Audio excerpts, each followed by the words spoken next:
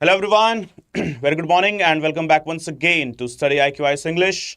My name is Praveen Mishra and as promised, as decided and as discussed as well, that today we'll be having the marathon session on our art and culture, right? So we will be discussing multiple chapters today, okay, and that shall provide you the absolute clarity with regard to the chapters, okay, as yes, the prelims is approaching and so will be the mains, and we need the absolute clarity in our topics, in our chapters, right? So, one such that is art and culture is here in front of you guys. So, starting the session, okay, starting the topics here with the first ever chapter, that is what? Temple architecture of our country. See, temple architecture, when it comes to the name, so it's very basic and it's very clear. That is, temples in India, they are dedicated to three particular religion. Okay, three as in it is the Hindu temples, it is the Jain temples, and some Buddhist temples as well. Yes, often we don't take the name temples along with Buddhist, but yes, there are still particular vihars, we call it, okay, which are somewhere around the corner added into the chapter of temple itself, right? So, temple architecture. Basically, yes, we have got some geographical locations, like for example, the North Indian temples, the South Indian temples, the Kalingan temples or the Ahom architecture, we call it, okay, or the Vesara temple architecture. So, we will be discussing all of them, okay. Yeah, right. Good morning, everyone. Good morning once again. Nice. Okay. So, the temples, right? Basically speaking, the temples in India, okay, with regard to the Hindu temples, they are having three major geographical locations: the northern, the southern, okay, and the mixture of both, that is known as Visara. So the North Indian temples, we call them as Nagara temple architecture. The South Indian temples, we call them as Dravidian temple architecture. And the mixture of both, that is specifically from the region of Deccan, it originated. We call it as Visara temple architecture. Right? So as we can go ahead, before that, the distinctions, they are needed to be marked. Okay, marked very clearly. Right. So when we talk about the North Indian temples, okay, so North Indian temples, that means they are termed with the name Nagara. Okay, we go ahead towards the south. So we got the name there, Dravida. And then we go towards the next one, that is the mixture. Okay, mixture as in it is Nagara plus Dravida. Okay, so Nagara temple plus Dravida temple will be Visara temples, right? So, in that very same sense, we start with the basic features, okay? Now,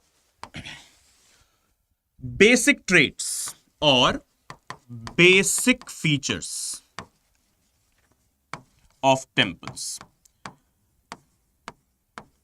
See, regardless of the location, regardless of the territory, one thing, okay, that will be common is what? The basic features of the temples. Call it the Nagara temple, call it the Dravida temple, whatsoever, right? So we start with the basic features of the Indian temple architecture, okay? So what are they? How are they? Right?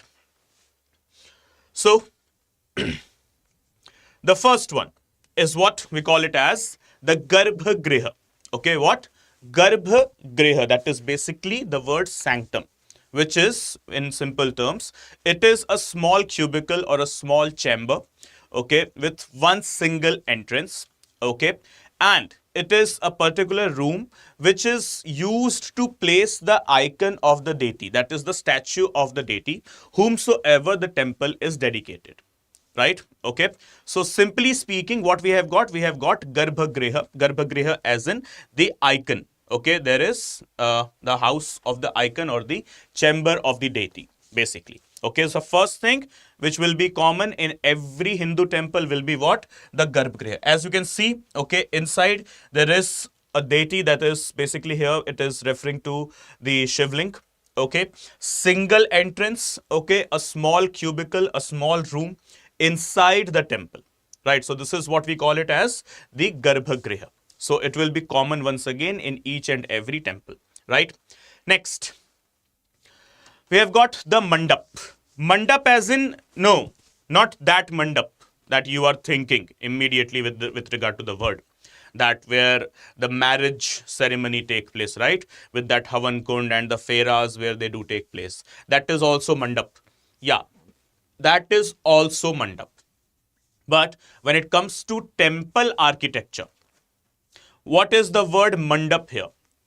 Mandap is basically the entrance hall of a temple, right? What is that?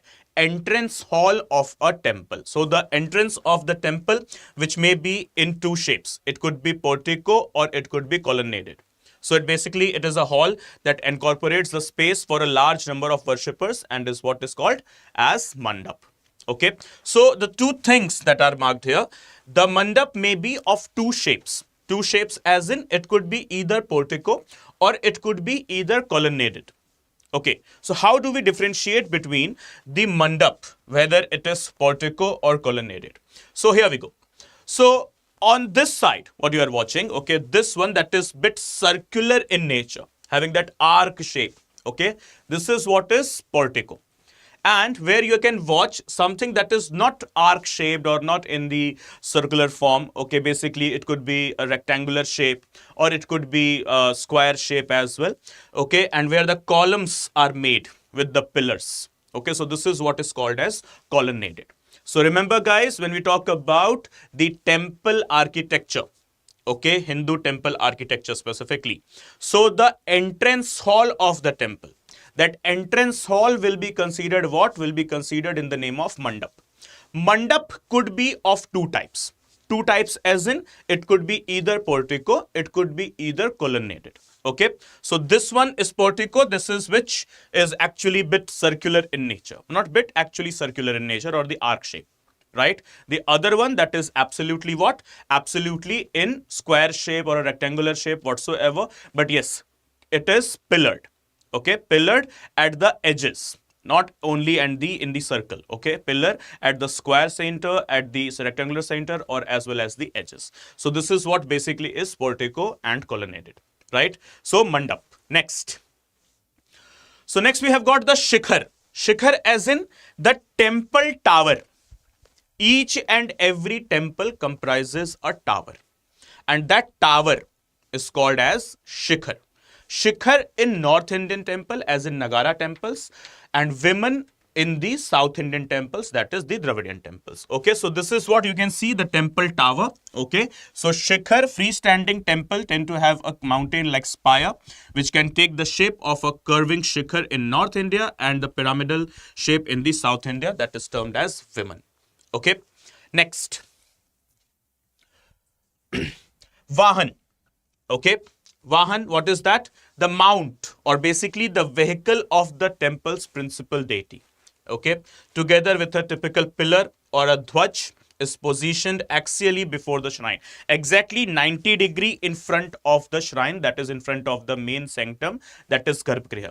What we can find? We can find the Vahan along with the dhwaj of the deity. Okay, next. Amlak, a stone disc-like structure at the top of the temple tower, at the top of the shikhar or viman. That is what is known as amlak. So this what you can see, a disc, a circular structure. Okay, this is what is called as amlak. Okay, so the circular object placed at the top of the shikhar, that is what is known as amlak. And just above amlak, what you can find? You can find the kalash. Okay, just above amlak, what do we have? Kalash. It is the topmost point of the temple and commonly seen in the North Indian temples. Commonly. Okay, it's not like that only seen in North Indian temple. It's commonly seen in North Indian temple. Okay. Yes, dear Sagar, some marriage mandaps, they are also will be designed in colonnaded, yeah, or even portico. See, with regard to your comment, I would just like to make one thing crystal clear. Okay. The marriages, the marriage function specifically in the northern plateau, the northern part of our country. How are we, performing the functions. What are the actual traditions we are following? It is the outcome of the modern day religious practices, right? Modern day religious practices, right? Like 7 फेराज, 7 फेरे जो होते हैं हमारे, like 7 फेराज we do take in Hindu marriages, right? That 7 फेरा, according to the classical traditions, okay, it is 7 vachan, 7 promises. Feras, they used to be 4 only, right? The actual, if you go ahead with the concepts what Vedas have taught us, what Vedas have been mentioning, okay, that is what 4 feras, okay, and 7 vachan as in 7 promises, right? But the the evolution of the religion, it happened. The modern day practices, they were inducted, and with regard to those modern day practices, what we have got these 7 feras along with the 7 vachans as well. So 7 feras, after each and every fera, what we get? The 7 vachan, right? So this is what the whole logic is. The concept of mandap and the concept of havan kund, okay, it also evolved later on. Yes, havan kund used to be the in the classical traditions as well, but the provision of mandap, it came later on, right? So the mandap, it was a term which was initially used for the temple's entry hall, that is mandap, okay, temple's entrance hall only, right? So modern day when we are making, so we can make anything, right? It is not according to the classical architecture thing. It is according to the present day needs, present day availabilities, present day wants as well, right? Okay. So what we are discussing here, we are discussing is only the classical aspects, not the modern aspects. Guys, please make this thing very clear. Okay, what we are discussing only and only the classical aspects, right? Not the modern one. Like for example, temple. Okay, the temple, the basic features of the temple, what we are watching, right? If you go to any modern day temple that could be near your vicinity, in your area, okay, that is made just right now or some couple of years back or maybe a decade back, okay, whatever things we are discussing, you may or you may not even find in those temples. Yes, you may find if it is made on the classical lines of architecture, but high chances are also there that you may not find those particular features in those temples because they might be made on the modern architectural lines, not following the classical approaches, right? And no harm in that. It's not even wrong, right? Temple is temple. But here, the architecture, okay, the temples, they are part of the Indian aesthetics, okay, the rich Indian culture, the flourished Indian culture, what we had. So this is why it is part of our syllabus, right? Like for example, Amlak, this one. When we talk about Amlak. Now tell me, have you ever seen this type of thing in any of your temple that is near to your house? Come on, everyone, please. Have you ever seen such type of an architecture, such type of a structure?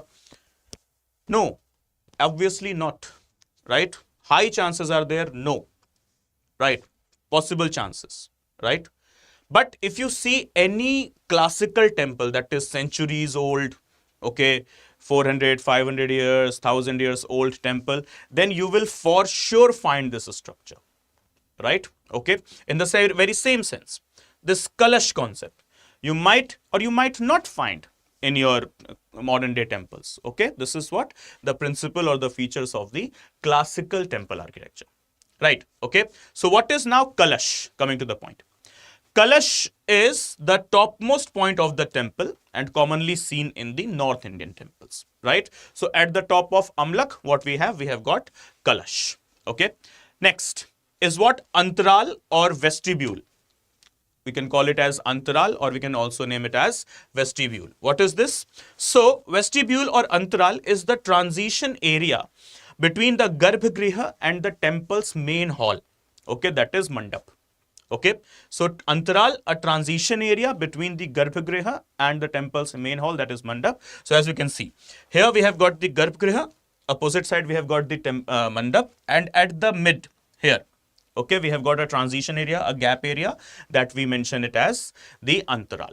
Okay, now let's understand all of those basic things. Guys, it is very, very important. I'll repeat it again. Okay, it's very, very important. Questions, they had come in the previous years. They have been repeated as well, and high chances are there because temples in India, they are in vogue these days. Right? They are like the talk of the town, no, talk of the whole nation, in fact, talk of the whole world, the Indian Hindu temples. Right? Many of the controversies, they have been surrounded as well. Apart from that, we have seen that how recently Saudi Arabia has constructed a temple. So temples, they have now become the front line of everyday's newspapers. So it is very, very important for us to understand the features of the temples, okay, from the perspective of the art and culture current affairs. So here we go. The temples, what? The basic features. I suggest you guys, if you are sitting with a pen and paper, you must be sitting with a pen and paper for sure, right? So please make this design, make this drawing as well, okay, so that it will provide you the clear insights, right? So the basic features. So the first thing is what? In a temple, we have got a mandap, okay? The first thing, that is the entrance hall. We have got what? Mandap. The mandap could be of two types. It could be portico or it could be colonnaded. Okay. Then just besides the mandap, okay, we have got what? We have got a cubicle or a particular room or a small chamber, okay, with one single entrance, okay, where the main icon or the main statue of the deity to whom the temple is dedicated is placed. So what is this? We call it as Garbha Griha. Okay, Garbha Griha, or what? The sanctum, right? Just above the Garbha Griha, just above the Garbha Griha, we have got the temple tower, okay, just above the Garbha Griha. Okay, this is what? The temple tower. Temple tower, it could be termed as Shikhar in north, that is Nagara, and Viman in south, that is Dravida. Okay. Next, just between the temple's mandap and Garbhagriha, just between, okay, this particular line, okay, that is the transition line, okay, the gap. What we call it as antaral, okay. What have we named it? We have named it as antaral. Antaral, or also the another name, that is vestibule, right? Now, when it comes to the temple tower, at the top, there could be a stone made up of stone, disc-like structure, okay, like this. What we call it as? We call it as amlak. And just above amlak, that is at the summit of the tower, what we have got? We have got a particular thing, and what we name it as? We name it as Kalash. Okay, so Kalash at the top, beneath that Amlak, placed where? At the temple tower. In the north, it is Shikhar. In the south, it is Viman. And exactly in front of the eye of the deity, that is exactly axially, somewhere outside Mandap. Okay, so let's say here, the main deity is placed. Okay, so here the main deity is placed. So exactly 90 degrees from here. Okay, somewhere outside Mandap. The Vahan, okay, Vahan of the deity would be placed, right? So these are what? The basic features or the basic traits of each and every Hindu temple. Okay, so Garbhagriha, Mandap. Mandap could be what? It could be portico or colonnaded. Then we have got the temple tower. What is temple tower? Okay, basically in North India or the Nagara temples, we call it as Shikhar. In South India, that is the Dravidian temples, we call it as Viman. Right? Okay, so there is basic difference between Shikhar and Viman, and we shall be discussing it as well. right? Okay, so but these are the basic features. At the temple tower's top, okay, we have got Amlak, and above Amlak we have got Kalash, right? So this is what the basic features of each and every Hindu temple, each and every, yes, right? Next, we start with the Nagara temple architecture. Okay, we start with what? The Nagara temple architecture. Simply, okay, Nagara as in North Indian temples. And one thing, the difference should be clear between the Nagara temples, between the Dravidian temples, between the Vesara temples, or we have got the other temples like Ahom, Hill Kingdom, the Hill temples, and so on. So the differences should be crystal clear, right? So starting with the first one, that is what? The Nagara temples, right? How are Nagara temples different from the Dravidian temples? So first and foremost thing, when it comes to the Nagara temple, okay, specifically we deal with what? The Nagara temple. So this Nagara temple, which is having a temple tower, okay, which is having a temple tower, which is termed as Shikhar. It is basically of three types, okay, in North India, not in South India.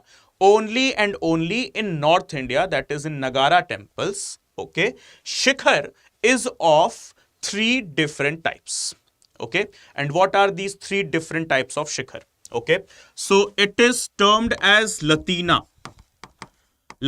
or also in the name of Rekha Prasad. Okay. Then we have got another form that we call it as Famsana.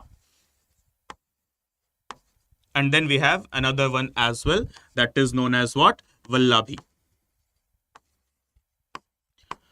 So what are these three things? These are the things that are types of Shikhar. Types of Shikhar as in the types of temple tower. Temple tower of what? Temple tower of North, basically the Nagara temples. Okay. So once again, the North Indian temples or the Nagara temples, they have got a temple tower that is called as Shikhar, and the Shikhar of only North Indian temples, not applicable into the South. Shikhar of only North Indian temples, they are of three distinct types, that is Latina, also called as Rekha Prasad, second one Famsana, and the third one as Vallabhi. Okay, right? Yeah, good morning guys. Okay, everyone, just please tell me if there is any doubt till yet. All sorted? Any questions here till here? No? Okay. So now coming to the point, that is the Nagara temples. Those Shikhar, they are divided in three different categories. Okay, Latina or Rekha Prasad, Famsana, okay, and Vallabhi. So this is how, okay, the first one, that is Latina, looks like. So this is the actual structure of Latina. Okay, this is how Latina looks like, as you can see this image, right? So image is here, and now let's discuss the features. Okay, how Latina is different from the Famsana one or the Vallabhi one. So first and foremost thing that is here. So it is square at the base, and the walls curve or slopes inwards to a point on top. Okay, what it is? Square at the base. So the sanctum, that is the Garbhagriha, would be obviously mandatorily be square shape, right? So it is square at the base and bit slopey up above, like it rises in this way. Okay. Next, Latina types are mainly used for housing the Garbhagriha. Okay, when it comes to Latina, it is majorly used for housing of the Garbhagriha. And later on, okay, later on with the modern practices, Latina buildings grew complex, and instead of appearing like a single tower, the temple began to support many small towers. Okay, which were clustered together like rising mountains type, okay, with the tallest one being at the center. And this was the one which was always above the Garbhagriha. So as you can see here, what it is mentioning, see this image when we talk about the North Indian temples. Okay, so as what you can see, the multiple towers, not one tower, multiple towers. Okay, and the biggest, it's like growing like a mountain. Okay, it's growing like a mountain. And the biggest tower, that is termed as Latina, will be exactly positioned above the temple's sanctum, that is Garbhagriha. So here we have got, okay, this is the largest, the tallest one, okay, and just beneath that, what we would be having? We would be having the Garbhagriha. So whenever you encounter the term Latina, okay, that means it will be the tallest temple tower, okay, slopy in nature, having the square base, and the Garbhagriha or the sanctum or the house or the room of the main deity would be placed just beneath this, right? Okay, so this is what, once again, Latina looks like. Okay, next, Famsana. Okay, next one is what? The Famsana type of shikhar. Their roof is composed of several slabs. See, just a couple of minutes later, we will be discussing about the South Indian temples, that is the Dravidian temples. And in that Dravidian temples, we will be discussing the temple tower again, which will be termed as women, right? The women, the features or the traits of women will be actually similar to the features or the traits of Famsana, right? Okay, so the Famsana of North Indian temples will be equivalent to the women of South Indian temples. Okay, so once again, here we have got the Famsana. The roof is composed of several slabs that gently rise to a single point over the center of the building, unlike the Latina ones, which look like such sharply rising towers. Okay, they are having slope, but Famsana, they do not have any slopes. Okay, next, Famsana roofs do not curve inwards. Instead, they slope upwards on a straight incline. Looks like a pyramid. Okay, the Famsana ones, they looks like what? Pyramid. Okay, so in many North Indian temples, the Famsana type is used for mandap, while the main Garbhagriha is housed in a Latina building. Okay, so Famsana basically is what? Above the mandap, and Garbhagriha, it is what? Above it, we have got the Latina. Okay, right.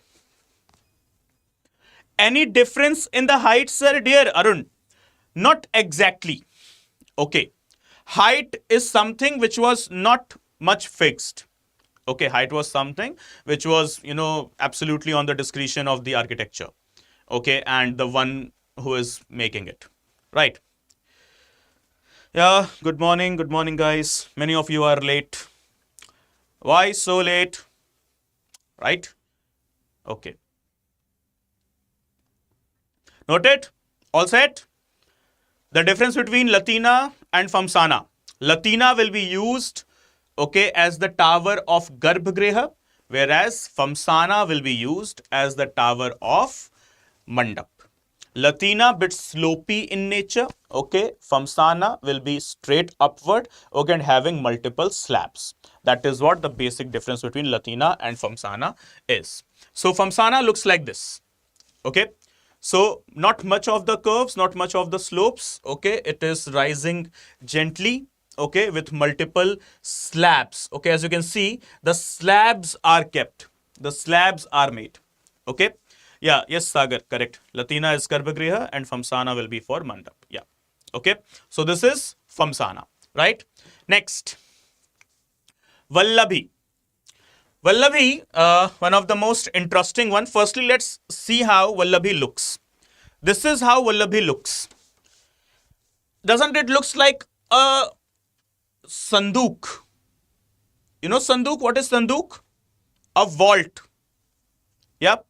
Have you seen this type of structure, like a vault, something like, okay, in older movies specifically, okay, Bollywood movies, in fact, they have shown n number of sanduks or the vault, which is used to, keep the precious jewelries or the stuff, something like that, right? Okay. So this is what Vallabhi, okay, not much into height, placed horizontally, not vertically, placed horizontally, okay. And this is how Vallabhi looks like. Yes, sir. हाँ दादी के पास है, हाँ बिल्कुल नहीं देखा, चलो कोई बात नहीं. ये जो खास तौर पे जो दादियां होती ना, मेरी दादी नानी वो रखती थी, okay, specifically our grandmothers, okay, maternal or paternal. If you ask them about such type of a structure or a vault, they will for sure tell that yes, they used to have it, or they might even have it right now, okay, right? Okay. So Vallabhi, right? So what is Vallabhi? So as we can see, these are rectangular buildings with a roof that rises into a vaulted chamber. Okay. The edge of the vaulted chamber is round, like the bamboo or wooden wagons that would have been drawn by the bullocks in the ancient times. Would have been. We don't have absolute answer or the evidence to it. Okay. Next. The form of this temple is influenced by the ancient building forms that were already in the existence. Okay. So exactly speaking, from where do we got the motivation of such type of temple tower? So with the ancient buildings, okay, from the Mauryan, post-Mauryan or Gupta ages, in fact, okay, they were present with such type of structure, okay, and from there only we got the motivation and we created what? The Vallabhi type of shikhar, okay. So guys, before proceeding, okay, let's decode what we have learned.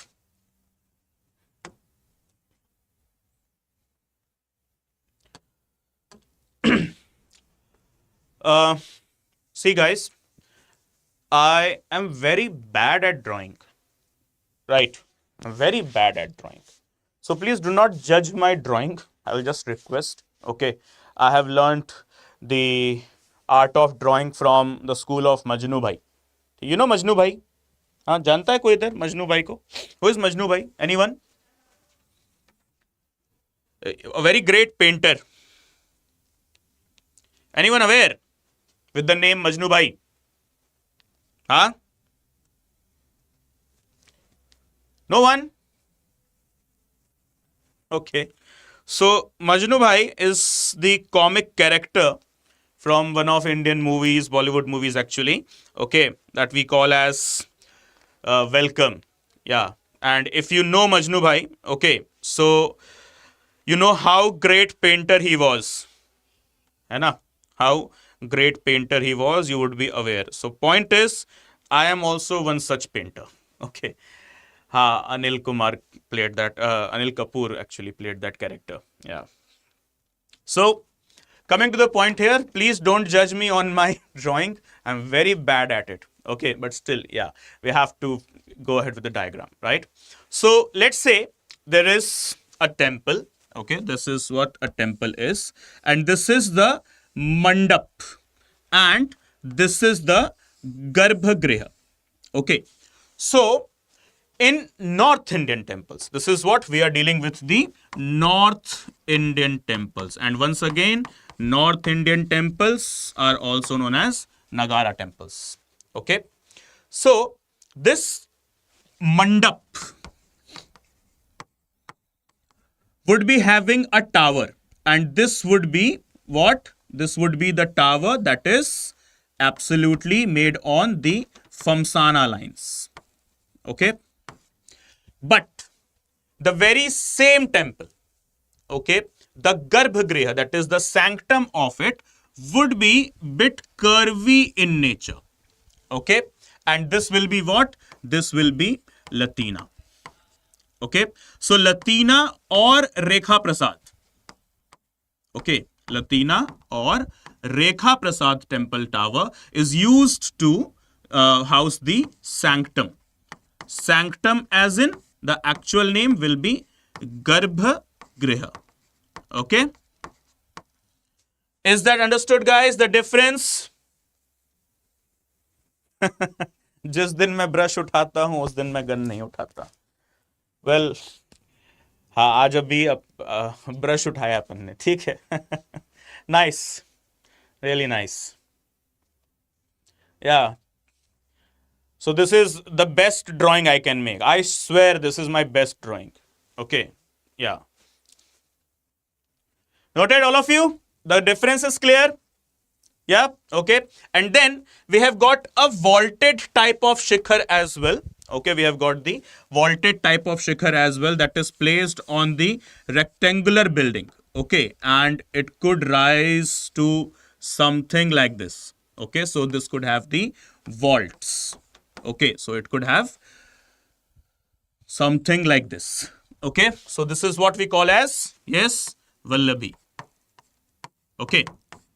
Now, this is the North Indian temples. Now, moving to the next one, that is the South Indian temples or the Dravidian temples. Okay. So, one thing that I need to mention, without any biasness, without any prejudice, without any partiality. Okay. See, I need to make this thing clear as what we are going to discuss. The Dravidian temples. I hope my disclaimer is clear. Okay, that is without any without any partiality, without any biasness, without any prejudice. Okay, I'm just being honest. Okay, I'm just being factual. Okay, the Dravidian temples or the South Indian temples of our country. Okay, they are more grand. Yes, they are more grand as compared to the North Indian temples. I'm not saying North Indian temples are not grand. They are. But when it comes to comparison, so North Indian temples and South Indian temples, both are grand. No doubt. North Indian temple architecture is wonderful. But yes, wonderfulness is more efficiently represented in our southern part of the country. Okay, that is the Dravidian temples, right? As you can see, one such example is here, right? See, today, these days, many of the people are there, those who are, blabbering over news channels here and there, over social media, that Indians are like that, Indians were, this much great, this much worse, etc., etc. Let's be very honest here once again. This is a temple made thousands of years ago, right? This is what Indians were capable of once upon a time, right? We have made the Kailasha temple, a monolith temple, right? The temples at Hampi, okay? The North Indian temples or any Ahom kingdom temples. Our culture, our art was ahead of the time at that time, in those ages. Unfortunately, yes, we lost the essence, we lost the touch, okay, and the concept of glorification of the West and the Europe came in between, right? So we lost many of our, wonderful aesthetics, okay, but yeah, nevertheless, what we can see. Just imagine the level of perfection, okay, how they have created. At the top, what you can watch, something like Vallabhi again, okay, but it is not termed as Vallabhi, okay.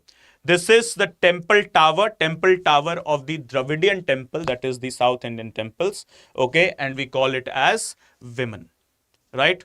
So this is what the disclaimer I had to give, and now let's move to the basic features of the South Indian temples, that is the Dravidian temples, okay.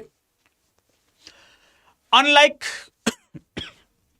the Nagara temples, the Dravidian temple is enclosed with a compound wall. So guys, when we are reading the Dravidian temples, we are also going ahead with the differences, the distinction between the North and the South Indian temples, right? Okay.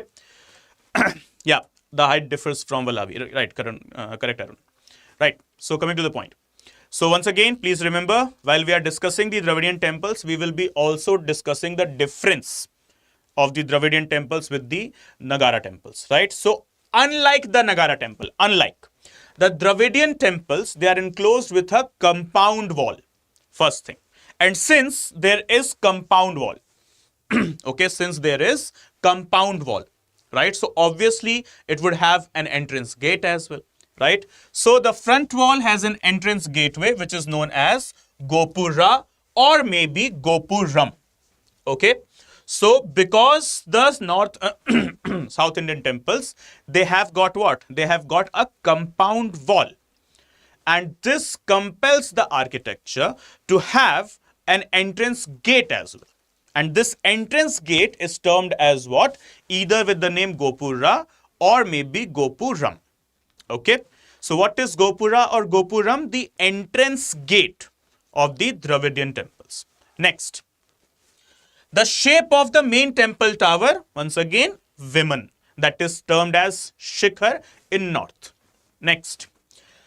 The Viman is like a stepped pyramid that rises up geometrically rather than the curving Shikhar of North India. As you can see, okay, this is what? More pyramidal in nature. The structure is not having any slopes, any curves, okay. A bit of tilt is there, though it's not like that, it's like that. A bit of tilt is there, but absolute it is having the straightness, right? So you can see a bit tilt, okay, not absolutely straight, a bit tilt, but not curvy or slopy. Rising gently, okay, slab by slab, that is what? Representing the structure of a pyramid as well, right? So this is what the Dravidian temple tower is, that is known as Viman. Next.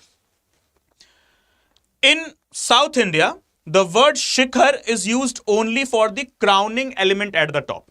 We had the word Shikhar in the north, right? And that is the temple tower. But in south also we have the word Shikhar.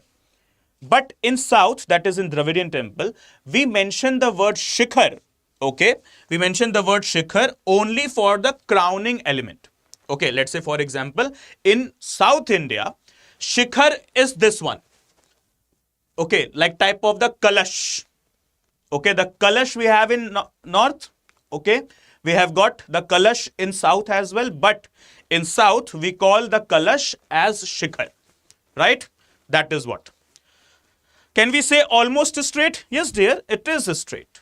Yeah, bit slopey, bit tilted. Yeah, but straight. Okay. So guys, the Shikhar of South India, what is that? The Kalash of North India. Okay, might be confusing, but interesting as well. We use the word Shikhar in south, but it is not temple tower. It is what? The crowning element of the tower, that is at the summit of the tower, that is what? The Kalash. So the Kalash of North India is Shikhar of South India. That's it. Okay.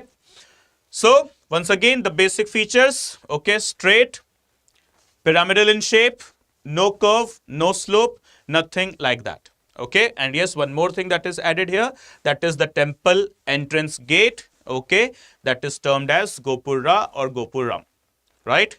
Next thing, this South Indian temples or our Dravidian temples, they do also have what? The compound wall, whereas the concept of compound wall is absent in the Nagara or the North Indian temples, right? Next. In North Indian temples, we see images of Mithun. Mithun as in some erotic art. And the river goddesses, like for example, river Ganga and river Yamuna guarding the temple.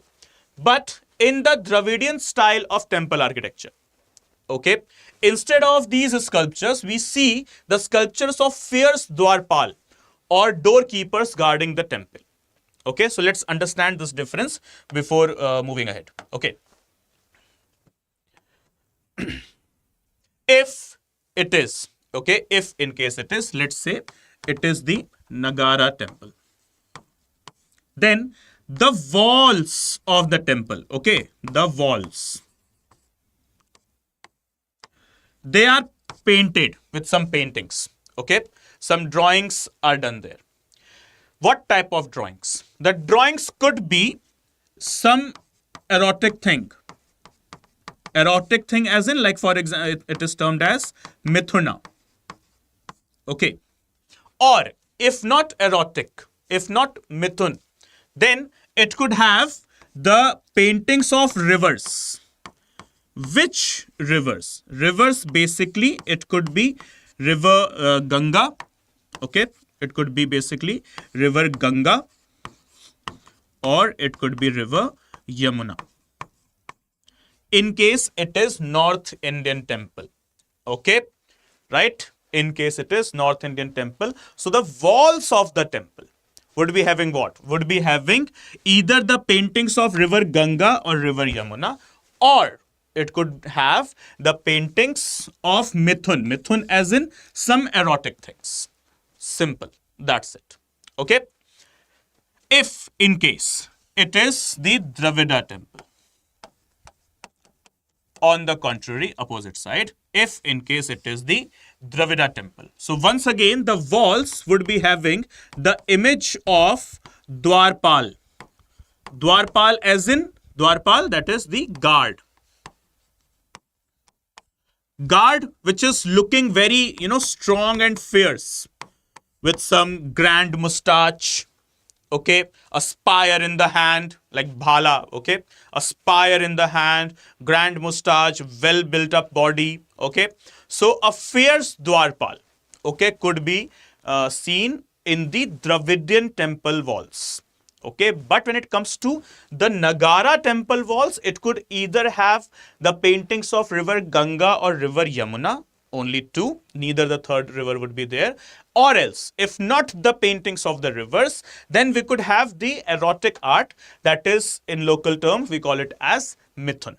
I hope the difference is clear, right?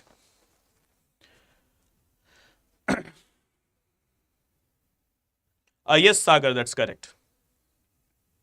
Yeah, come on, guys, give me the hands up, please, thumbs up, please. Is this difference clear? Come on.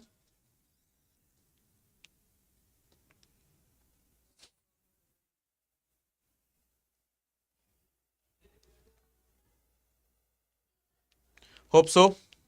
Yeah. So moving ahead.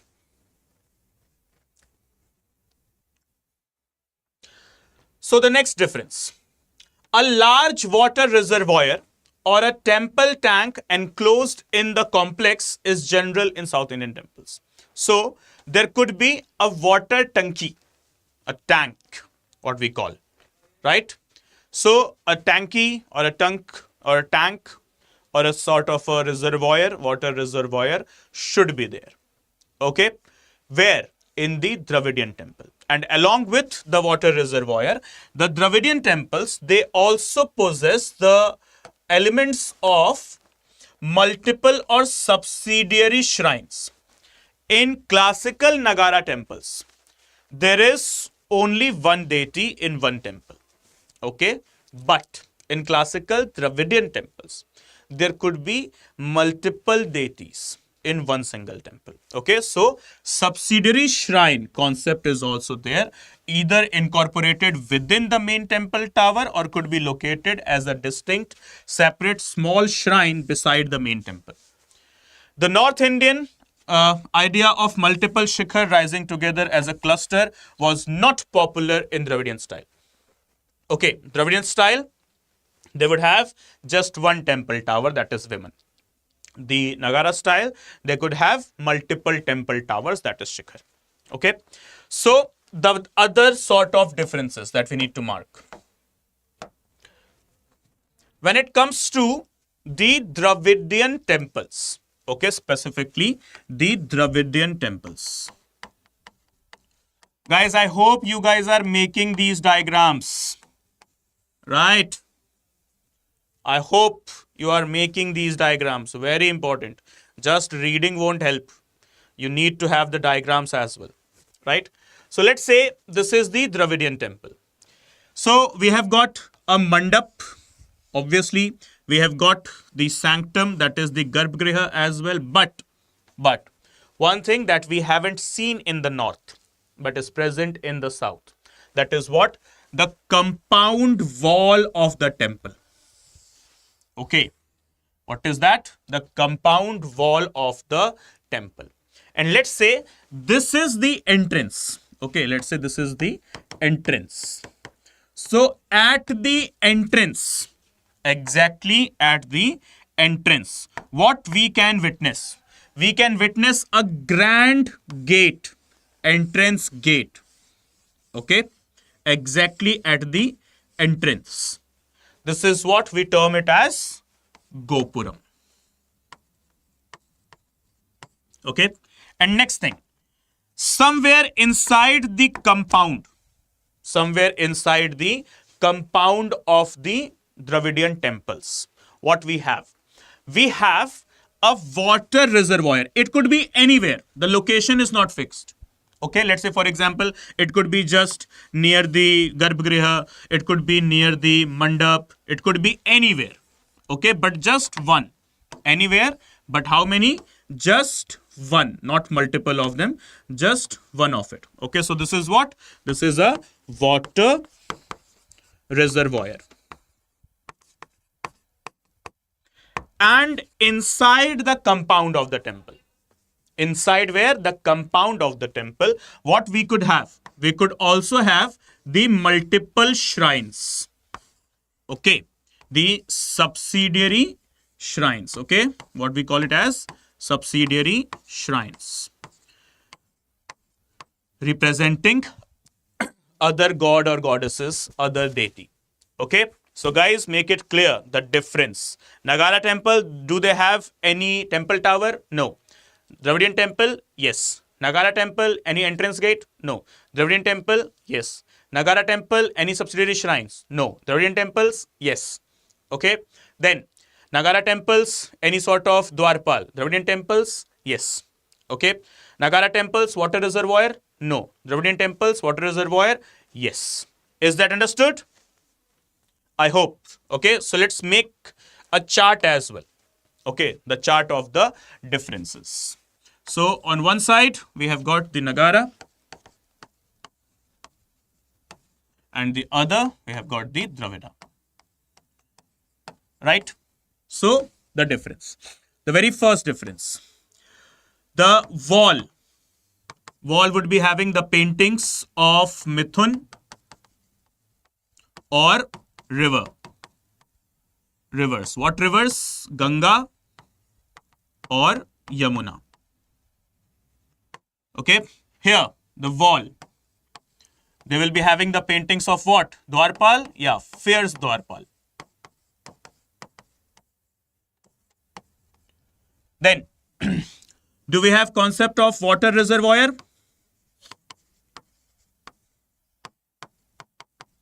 No, no water reservoir. Here we have got the water reservoir. Do we have got the compound wall? No compound wall. Here we have got the compound wall. Okay. Do we have got any sort of subsidiary shrines?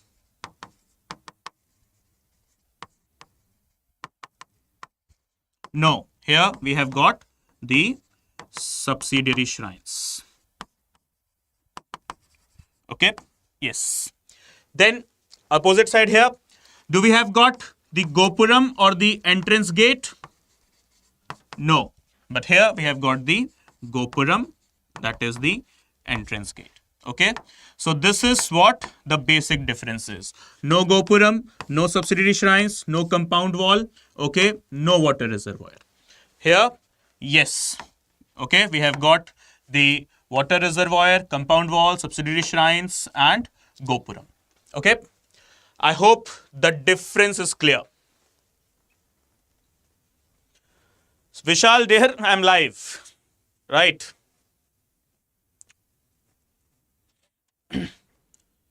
Dhwajastambh is also present in Dravidian. See, Dhwajastambh is there, dear, in North Indian temples as well. That is the Dhwaj and the Vahan. Okay, in the basic, these are the basic features which are present everywhere. Okay. So next differences are also there. We need to figure out them. Okay. So when it comes to the North Indian temple, okay, once again, Nagara, another sort of differences, and Dravida.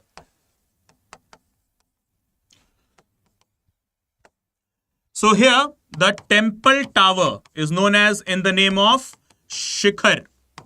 It could be of three types. It could be Latina or Rekha Prasad. It could be Famsana. It could be Vallabhi. Okay. Whereas Dravida, okay, here the temple tower, it is known as Viman. Okay, no difference. Okay, straight, pyramidal in nature with slabbing. Okay, here Latina is what? Curvy or slopey. Famsana is what? Straight, just like women. Vallabhi is what? Vaulted.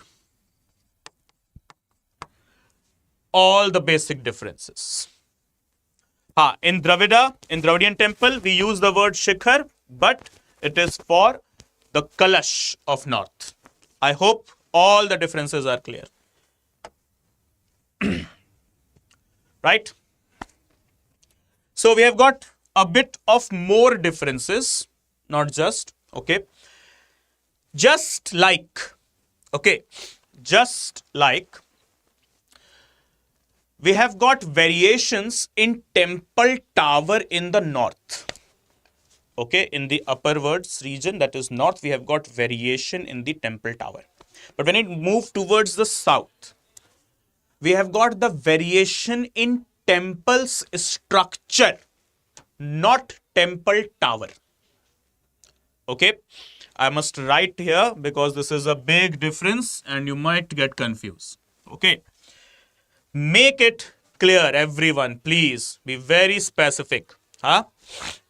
Just like wow. What? Wow, brother. Very beautiful, very elegant. Just looking like a wow. वही वाला ना इधर. ठीक है. चलो अभी इधर देखो. Make an asterisk mark and then note this point. In north, that is in Nagara temples. Okay. Nagara temples. Shikhar, that is temple tower, has variations. But in south, that is in Dravida, the temple tower has no variation. Okay, simply no variation. Right? That's the logic. But when it comes to the temple design, okay, temple design or maybe structure, not present, literally not present in Nagara. But temple design is present, or the structure is present in Dravida. So, when we talk about the Dravidian temples, okay, so their structures. My writing. मजे ले रहा है मेरे? Trying to pull my leg with my handwriting. ऐसा नहीं चलेगा ये. Not bad. Not good. My handwriting is good. Chalo. Okay. So, the Dravidian temples, they are having multiple shapes. Okay, what? Multiple shapes. Actually 5 distinct shapes. And this phenomena of shapes of the temple is only present in the South Indian temple, that is the Dravidian temple. Okay, so coming to the point here. So first shape, it is Kuta. Kuta, or also known as Katurasra. Okay, Katurasra, that is square. Next one, Shal or Ayatasra, that is rectangular. Okay. The third one is Gajpristha. Gajpristha or Rityata. Rityata as in like shape like elephant or elliptic. Okay. Then fourth one, it is more circular, that is Ritta. Okay. And the fifth one, it is Ashtasra, that is octagonal. Okay. So guys, 5 distinct shapes we have got. Okay. 5 distinct shapes in the Dravidian temple architecture. And what are these 5 distinct shapes? These are, first one, square. Okay, in English is square. In the regional term, we call it as Kuta or even Katurasra. Okay, next is rectangular.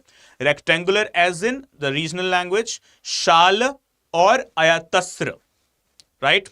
Third one, elephant backed or elliptic. Elliptic as in it will be the Gajpristha. Gajpristha or Rityata. Okay. And the other one, absolutely square shaped, that is Ritta. Okay. We will be silent, remember. It will be Ritta. Okay. And the last one, that is Ashtasra. Yes, Sagar, that correct. Asht means 8. Okay. So 8-sided or 8-shaped. Okay. That is what? Octagonal. So once again, guys, 5 shapes: square, rectangular, elliptic, circular, octagonal. Okay, the names: octagonal, that is once again Ashtasra. Okay, circular, that is Ritta. Elliptic or elephant backed, Rityata. Okay, or Gajpristha. Then rectangular, it will be known as Shala or Ayatasra. And the last one, that is square, Kuta or Katurasra. Okay. Yeah, Gaj means elephant. Correct. Noted, all of you? So, the Dravidian temples, they are having 5 distinct shapes. So, this is the difference between the North and the South Indian temples. Now, one thing that before proceeding into the next chapter that we must make clear, the mixture of both, okay, that is, as we were discussing in the beginning, Dravida plus Nagara is equals to Visara. Okay, that is what? Mixture or the hybrid model. It originated where? It originated in the modern day Maharashtra region, okay, or the Deccan region of our country. So Maharashtra, obviously, you know, it is the point of conjunction between the north and the south, right? It is exactly at Antral, vestibule. Our state of Maharashtra is what? Antaral between north and south. It is exactly at the mid. Okay, upper side you go, it's north. Bottom, that is the slopeward sides you go, it will be south. Right? Okay. So, the Deccan, exactly it is Antaral or the vestibule of our country, right? And here, and yes, they originated what? A distinct style of temple architecture. We call it as what? Vesara. Vesara could be having, like for example, Vesara, how it could have. It could have a temple tower that is more straight. Okay. And it could have a compound wall, but the Gopuram could be absent, right? It could have a subsidiary shrine, but water reservoir could be absent or could be present. So basically, some features of the north, some features of the south, okay, these are the 2 types, okay, that are present in the Visara temple architecture. Okay. Yeah, very good, Shivanant. The Bedami temples, they are one of the fine such examples. Dear Sagar, these are the temples that we can find anywhere. These are the types of temples that we can find anywhere. in north, in south, in Deccan, in northeast as well. Okay, there are many temples that are having the features of Visara temple architecture. Okay, so they are prevalent everywhere throughout the country. Okay, and as I stated in the beginning, these are the temples, these are the sort of temples, okay, which are classical. The features, the traits, what we have discussed, these are just for the classical temples. In modern day temples, okay, like for example, in the Nagara temples, what we have discussed, in North Indian temples, that is, there is only one deity. The temple is dedicated to only one god or goddess, right? But if you go to any modern day temple that is made in your region, in your area, or in your locality, okay, there you can find the statues or the icons of multiple gods and goddesses, right? You might have seen. Okay. Sir ये history है या पौराणिक कथा? Well विशाल, अब ये तो आप खुद ही डिसाइड कर लो. You can yourself decide whether it is history or a Puranic Katha. Okay. Well, our history is Puranic Katha. We have started from the Puran only. Okay. And we have taken a good journey in India from Puran to Quran. Okay. And we must be proud of it. Right. So we started with Puran and we are here in modern day India. Along with Puran, we have also got Quran. Okay. If I have got Gita, then I have also got the Guru Granth Sahib. If I have got the Guru Granth Sahib, then also I have got the Bible with me, right? Modern are Visara? No, dear, not exactly. Okay, modern are modern. They are neither like Visara, neither Dravida or Nagara, nothing like that. Like for example, in modern day temples that are made very fresh or recent, you might have saw the use of tiles or marbles. Right? When you go to a newly built temple, okay, a temple which is made very recently, or even in last 50 years, 100 years even, then you will see that the staircase, the hall, the wall, the ground, the surface of the temple, they could be having tiles or walls, tiles or marbles, right? Okay. But these tiles or marbles, they are not part of the classical temple architecture. Okay, so these tiling or marbling thing, it is evolved. It has evolved with the evolution of the architecture, with the passage of time, right? So just make it clear what we are dealing is, we are dealing with the ancient or the classical temple architecture and not the modern ones. I hope I'm clear, right? Okay. So this brings to the next chapter in our subject, and here we have the very wonderful religion, Buddhism. Okay, see, Gautam Buddha and the ages India has gone through with regard to the name Gautam Buddha has seen many wonderful events in not just the life of the common masses, but also the life of the kingdoms, the sultanates, the kings, their dynasties. Okay. And it's a very auspicious event for us as well that tomorrow we are having a very auspicious event once again. That is, it is the Ambedkar Jayanti. Tomorrow we'll be celebrating Ambedkar Jayanti. And we know very well that when it comes to propounding the Buddhism or promoting the Buddhism in India in modern era, in ancient era, if we had Samrat Ashoka, King Ashoka, and then in modern era, in modern ages, we had Baba Sahib Ambedkar, right? So see how Buddhism has expanded, how Buddhism has flourished from Samrat Ashoka to Baba Sahib Ambedkar, right? It's the wonderful achievement of the religion of Buddhism. And apart from that, yes, the religion itself is awesome. See, I'm not saying the others are not. Others are as well. No doubt in that. You talk about Hinduism or Sanatan Dharma, you talk about Islam, Sikhism, Christianity, Jainism, whatsoever. Every religion is perfect. No religion is wrong. No religion is, not perfect. Religion means perfection. Just the usage of it defines how the people are understanding the religion. Okay. And one such here, what we have is Buddhism. Okay. So the legacy of Buddhism in India from Samrat Ashoka to Baba Sahib Ambedkar.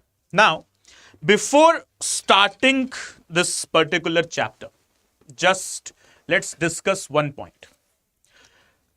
Listen to the story very carefully. Very interesting story it is. How Buddhism got promoted in India.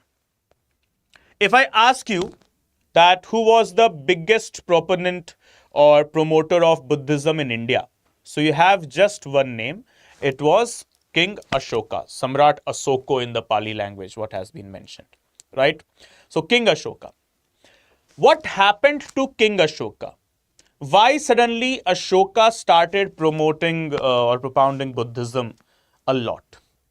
Why sudden change in the attitude and in the religion, conversion of religion happened with Ashoka? There could be one event, right? There could be one such event. And what is that event? Let's discuss. When Ashoka won the Kalingan War, he won the War of Kalinga. So, at the dawn of the end of the day, Ashoka, he saw the battleground and he saw hundreds of dead bodies. Some of the bodies don't have head, some of the head don't have bodies.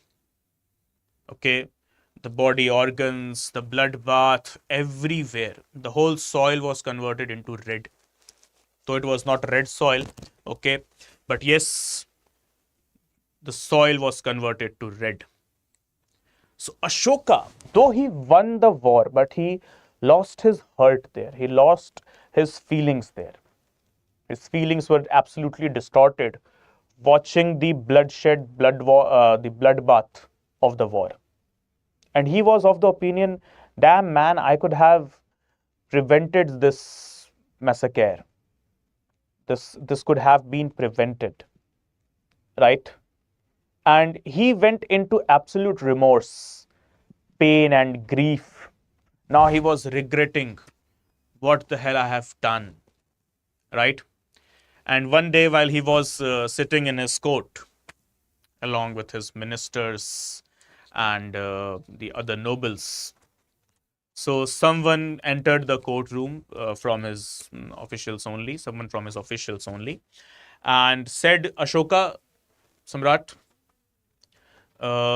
your one of nephew has come. And Ashoka asked, which nephew? So he said, whose father was killed by you only for the sake of throne. And Ashoka was like, my nephew has come? A nephew whose father was killed by me only? And Ashoka was like, where is my nephew? I want to just, plead in front of him. I will accept my folly, my mistake. Just get me my nephew in front of me. I will give him my throne and I will go away. I want my nephew. Right. So Ashoka was like, just get that kid in front of me. And that kid at that time was around 9 years or 10 years, something, not more than 10 years. Okay, maximum age of the kid would be 10 years. So Ashoka killed one of his brothers. Okay, so for the sake of the throne only. Okay, it was a war of succession. So the kid entered the courtroom. And when the kid entered the courtroom, Ashoka immediately sat down near the feet of the kid. And he just joined his hands and he was like, dear nephew, I'm really sorry I had to kill your father. And I'm paying for it. I have got utmost amount of restlessness in me. And this throne belongs to you, this kingdom belongs to you, and I shall leave. But the kid, he said, Dear uncle, I know you are the one who assassinated my father. You beheaded him. You killed him. Yes, I know. But it's okay. I forgive you. As because you are too much involved with this world of Maya, the fancy world, the fantasies of this world. They lead the humans to commit such type of actions. And this was the words, these were the words which were coming from the mouth of a 10-year-old kid. And Ashoka was like, what is this? A 10-year-old kid, small kid, is providing the lesson of the worldly affairs, that to Samrat Ashoka, right?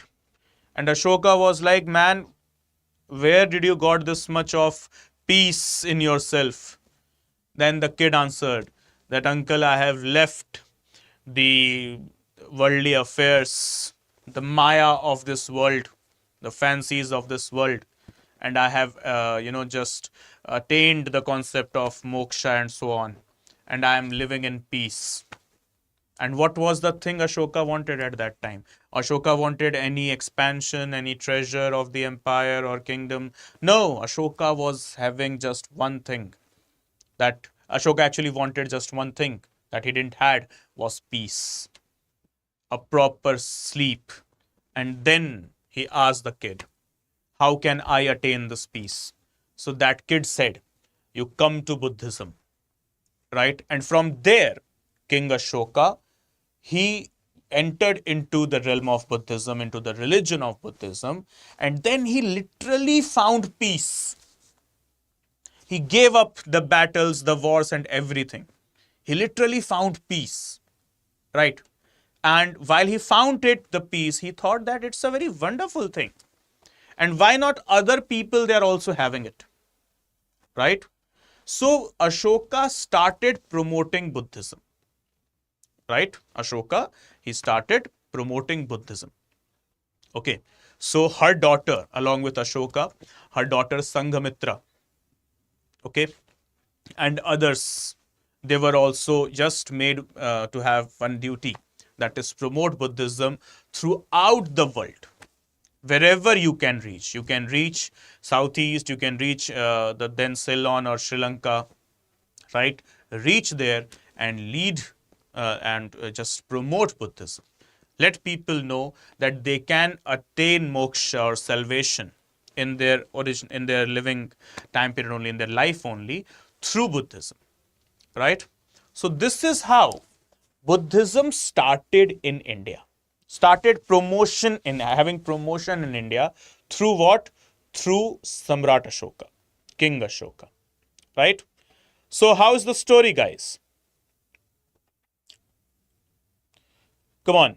What have you learned from the story? Anyone? What's your learning from the story? No learnings. Okay. Learning is just one. That is, find peace. It's not mandatorily, it should come from any religion or maybe a person or a place. You must be having, that inner self-satisfaction. That, okay, I'm doing something good. And when you study daily, right, when you study on a daily note, there you find yourself on a satisfactory note. That is what self-satisfaction comes in, right? So Buddhism is also one such religion that promotes what? Inner peace through the concept of self-satisfaction. It promotes karma.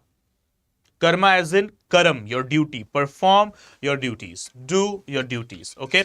So let's enter the traits of Buddhism. Okay. What are the things we need to learn inside this chapter of Buddhism? So here we go. So Buddhism started in India over 2,600 years ago as a way of life that had a potential of transforming a person. So it is one of the most important religions of South and Southeastern Asian countries, obviously. The religion is based upon the teachings, life experiences of its founder, that is Gautam Siddhartha. Okay, was born near 563 BC. Right? So he was born into a royal family of Sakya clan who ruled from Kapilavastu in Lumbini, which is situated near the Indo-Nepal border. Right? So he was who? He was Gautam Siddharth. Okay, born in actually nearly 563 BC into the ruling clan. What was the name of the clan? The Sakya clan. Okay. Sakya clan, they were ruling the areas from Kapilvastu to Lumbini, that is the areas falling between the India and Nepal borders, right? So 2600 years old, it started flourishing in India, and one of the major religions of the countries of Asia, South Asia, Southeast Asia, and so on, right? So the start of Buddhism comes with the name Gautam Siddhartha. He was at the age of 29 when he left the home and he rejected the life of richness and luxury. And he embraced what? The asceticism or the extreme self-discipline. Guys, this is a chapter that is needed for you guys in order to achieve success. Okay? Buddhism's traits of self-discipline specifically is the key, right? So he embraced what? He embraced asceticism, or basically speaking, the extreme self-discipline, right? And after 49 consecutive days of meditation, Gautama attained Bodhi, that is enlightenment, under a peepal or the banyan tree at Bodh Gaya, that is a village in Bihar, right? Okay. So what we have got?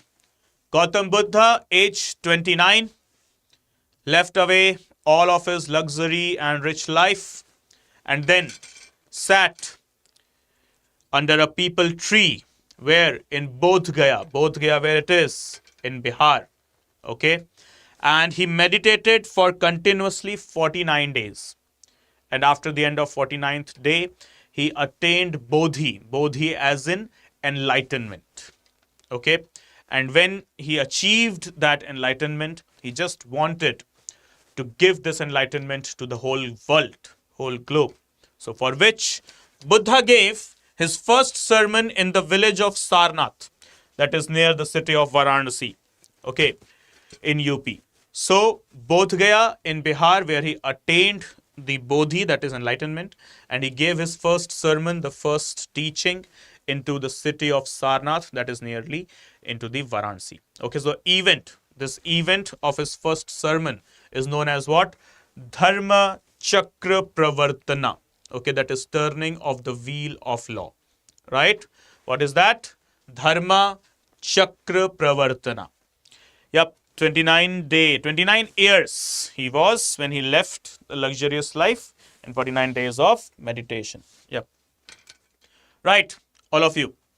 So here we have got the Dharma Chakra Pravartana. Dharma Chakra Pravartana as in turning of the wheel of law. Okay, that is what it is, the first sermon or the first teaching of Gautam Buddha, where? In Sarnath, near the city of Varanasi. So Gautam Buddha, he died at the age of 80 in 483 BC, okay, at a place called Kushinagar. Kushinagar once again in UP. And the death of Gautam Buddha is termed as Mahaparinibbana. Okay, so remember guys, death of Gautam Buddha, it is termed as what? Mahaparinibban. Right? So the first sermon, it is termed as Dharma Chakra Pravartana. The enlightenment is termed as Bodhi, and the death of Gautam Siddhartha or Lord Buddha, it is termed as what? Mahaparinibban. Okay. I hope all of these things are clear. Yes, good morning. Very late. Okay, guys, noted. So, Mahaparinibban, the death, Bodhi, the enlightenment, and yes, the Dharma Chakra Pravartana as the first sermon. Dharma Chakra Pravartana, that means, basically, simply it is meaning what? The first sermon happened where? Happened in the city of Sarnath near Varanasi. Okay, next thing. What Buddha actually tried to convey the message. Okay, what was the actual message? So Buddha asked his followers to avoid two extreme things. Extremes of indulgence in worldly pleasure and the practice of strict abstinence and asceticism. So he just said, avoid the extremes of this world, extreme pleasures of this world. They might lead you to commit the wrong things. Okay? And practice self-discipline. Have that concept of self-control. Okay. In Hindi, it is stated, okay, in many of the literature it is mentioned, that is, जो अपनी इंद्रियों पर काबू कर सकता है वो दुनिया को काबू में रख सकता है.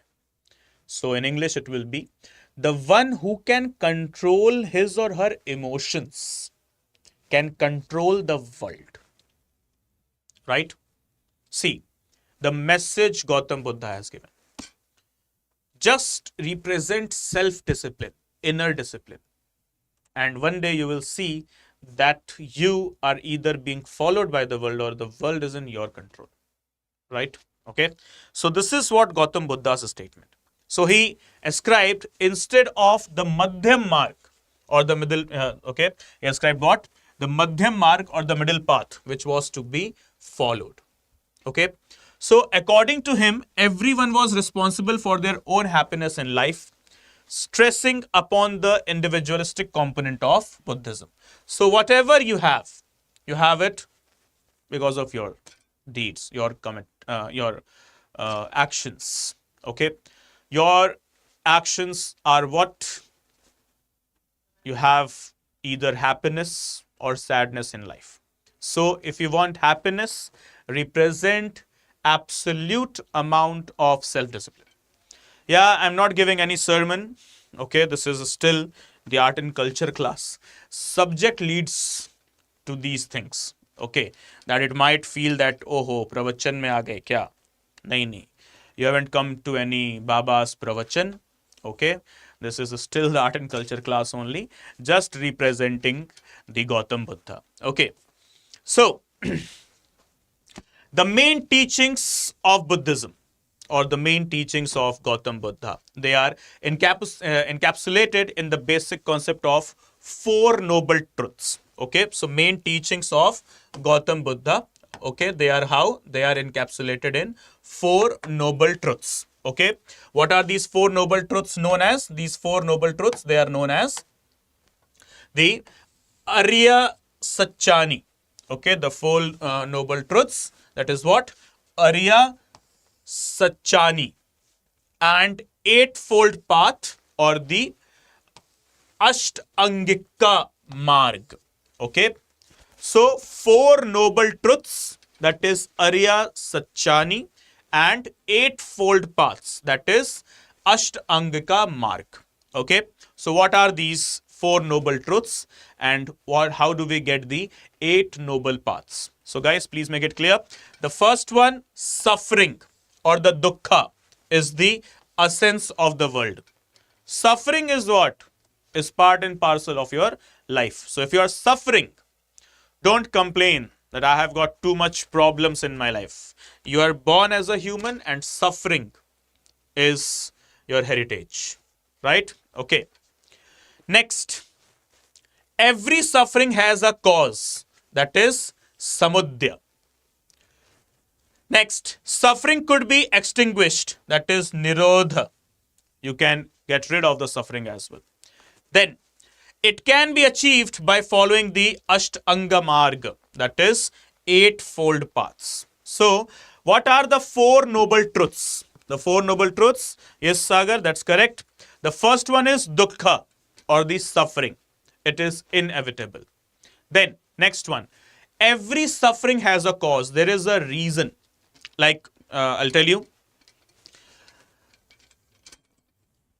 the day you realize what are the problems and why are you suffering? Okay, that will be the most wonderful day of your life. Being a motivational speaker, it's my duty as well to commit the statements here. Okay. It's people, they often, they come to me, sir, too much responsibilities on my shoulder, too much, duties on my these two shoulders, right? Too much stress I have. I mean, it's like I'm literally too much troubled, right? So I just have one thing to answer. I have learned this from Samudya. Okay. See, if you are given responsibilities, if you are entitled with some duties, if you are burdened with responsibilities and duties and such type of things, that means God has chosen you as because you are capable of. Your shoulders, they are strongly built, right? If you are entitled with utmost amount of responsibilities and duties, right? That means God knows that yes, this guy, this man, this woman is capable of, and that's why you are given.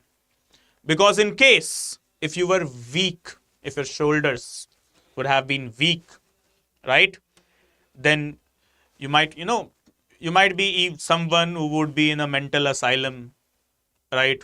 Or someone who is, bedridden, okay? Or someone who is of no worth, neither having any say in the society, neither having any importance in the society. So make it clear, guys, that if that is what the concept of samudya. Okay, samudya, it is written here. Remember, every suffering has a cause, right? Like I got electrocuted with 11,000 volts of current. 11,000 volts of current. I was just 10 years of age. I underwent whole 1 year of treatment. Okay, whole 1 year of treatment. And in that 1 year of treatment, I underwent 22 surgeries. From top to bottom, my body was burnt. Burnt as in roasted. In order to save my life, doctors, they had to amputate my right hand. Right. So at that time, I was like very frustrated. 10-year-old kid, what are you going to expect? Right. So I was also one of those people. I was like, I used to cry in pain, all the hues and cries, right? But then when I grew up, I realized, okay, it's the concept of samudya. My suffering, it had a reason, okay? It had a cause. And what's the cause? I had to make people, I have to send this message to my people, to my beloved people, specifically to my dear students, okay? To that, it's nothing, no, nothing is impossible. Nothing is dangerous, nothing is deadly, nothing is lethal until and unless you decide to win. Everything is achievable, right? So remember this thing. You decide to win, you will win, right? I decided I want to ride bike, I did. I decided I want to play cricket, I did, right? Can I ride bike with one hand? Yes, I can. Every year I go to Ladakh. Every year I have got my bike, and every year by the month of October, November, okay, I go to Ladakh. Right, every year since last 8 years continuously I'm going. I wanted to play cricket. I played cricket. I represented my team at the district as well as the state level. Right, I played. Right, I was the captain of my cricket team as well. I'm still the captain of my team whenever we play. Right, just representing these things, okay, not just okay for the sake of motivation, but yes, also for the sake of this term, that is samudya. Okay, so remember, guys, every suffering, every single suffering, okay, it has a meaning, it has a cause. So my 22 surgeries, right, those 22 surgeries I underwent, and that too at the age of 10, right, I realized why I was going through that suffering. Okay, my the roasted body of mine, I realized that why my body was roasted. Okay, so that I can let people understand, even if you are having any kind of disability in your body, don't worry. Okay, मस्त है, चलता है, सब हो जाएगा. ठीक है, ऐसा कोई स्ट्रेस फ्रेस लेने का नहीं, right? Okay, so there is nothing to be stressed out. This is what the logic is, right? So samudya, every suffering has a cause.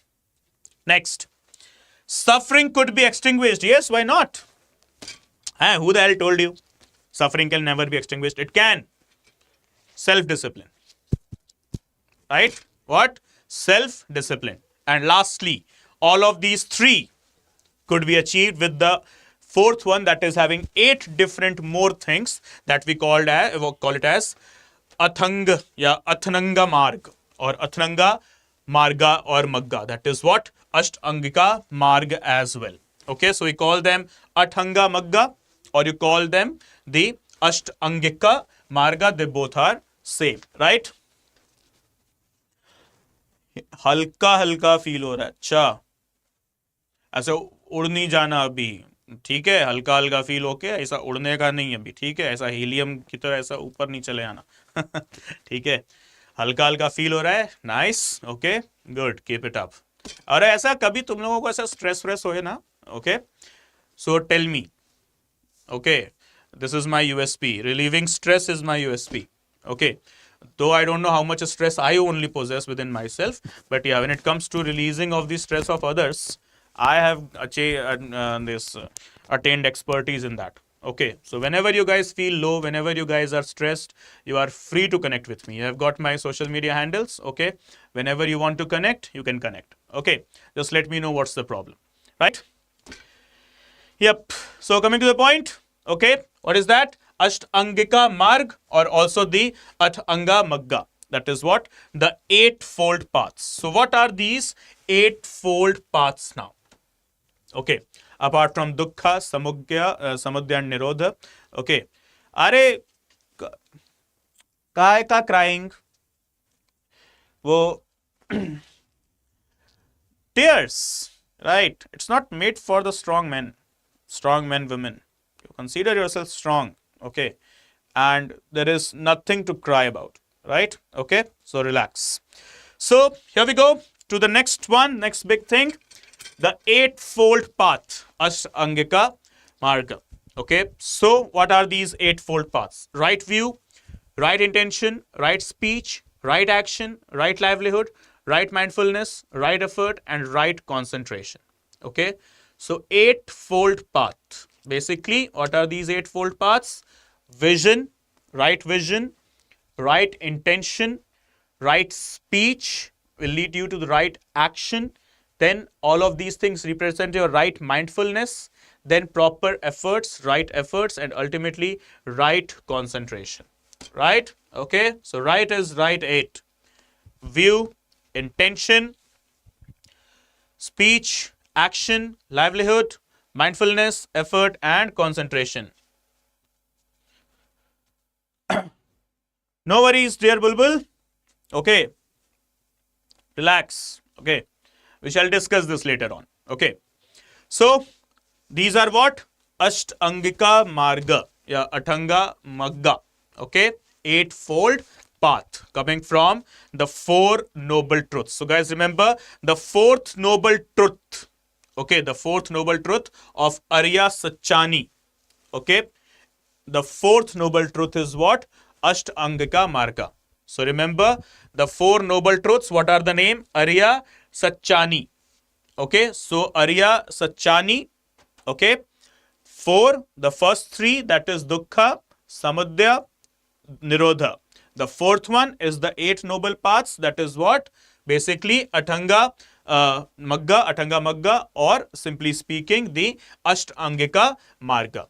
Okay, and Ashtangika Marga, that is basically 8: view, intention, speech, action, livelihood, mindfulness, effort, and concentration.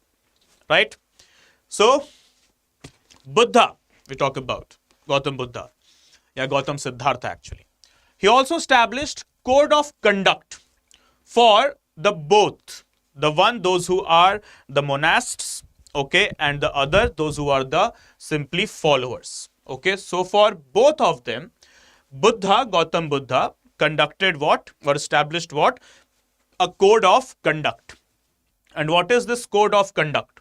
Okay, this code of conduct, it is having the 5 principles, which we call it as Pankasheel, which later grew into the word Panchsheel. And we also created our Indian foreign policy based on Panchsheel. But India's foreign policies, Panchsheel, are a bit different, not bit, actually different as compared to the Pankasheel or the 5 precepts or the code of conduct created by Gautam Buddha. But yes, the word, we have taken the motivation of the word Pankasheel with this name, Panchsheel. Okay, so the Pankasheel or the 5 traits or the 5 precepts or the code of conduct, what Gautam Buddha stated. Okay, so here, violence, no, refrain from violence. Okay, ऐसा conduct नहीं करने का, refrain करने का. Okay, not conducting, refraining. Okay, refraining from violence, stealing. Okay, sexual misconduct, lying or even gossiping. I don't know how people refrain gossiping. Specifically, there is a section of society. Favorite time pass gossip. ठीक है, ऊपर का तो जाने दो, एक gossip वाला थोड़ा टेंशन रहता है लोगों का, ये नहीं छूटने का. Right, okay. So, lying or gossip. The last one, taking intoxicating substances, example, drugs, drinks, smoking, etc., etc. Okay. So, what precepts Gautam Buddha have given? The code of conduct, that is the Pankasheel. Okay, refraining what? Refraining from all sort of violence, all sort of stealing, any sort of sexual misconduct or lying, even gossiping. And the 5th one, refraining from the consumption of any intoxicating substance, from liquor to tobacco to any sort of drugs whatsoever. So if you refrain from such things, you lead a life of self-discipline that is having the Arya Sachani. Okay. Apart from that, that Arya Sachani shall also lead you to that eightfold path. Eightfold path as in Ashtangika Marga or Atanga Magga. Okay. But yes, only if you follow Pankasheel. So you follow Pankasheel, you will be also having the Arya Sachani, and Arya Sachani will lead you to the eightfold path. That is what? Basically the Atanga Magga or Ashtasrika Marga. And ultimately, you will be also receiving the Bodhi, that is the enlightenment. Yes, you won't be able to provide Dharma Chakra Pravartana because it is already done by Gautam Buddha. But yes, you can provide something like Dharma Chakra Pravartana to the world. And yes, then when you go out from this world, then your farewell from this world will be also termed as what? The Mahaparinibban. Okay, Mahaparinibban, though not exactly, because it is the phrase used to dedicate Lord Buddha only, but still that will be Mahaparinibban. Right. Okay. So this is how the traits or the Pankasheel they have to be. So major Buddhist texts. What are the major Buddhist texts when we talk about? Okay.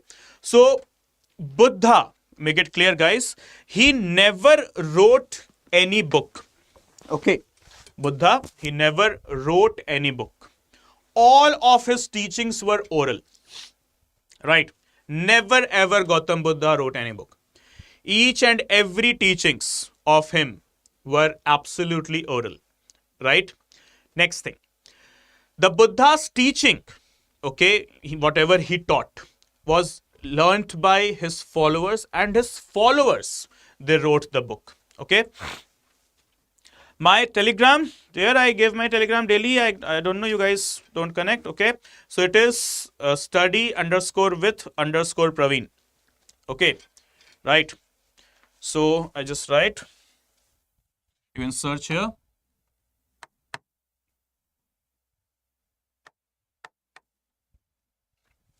Study_with_Praveen. So you can just go on the search bar and search with this study_with_Praveen. Okay, Praveen. It's not visible.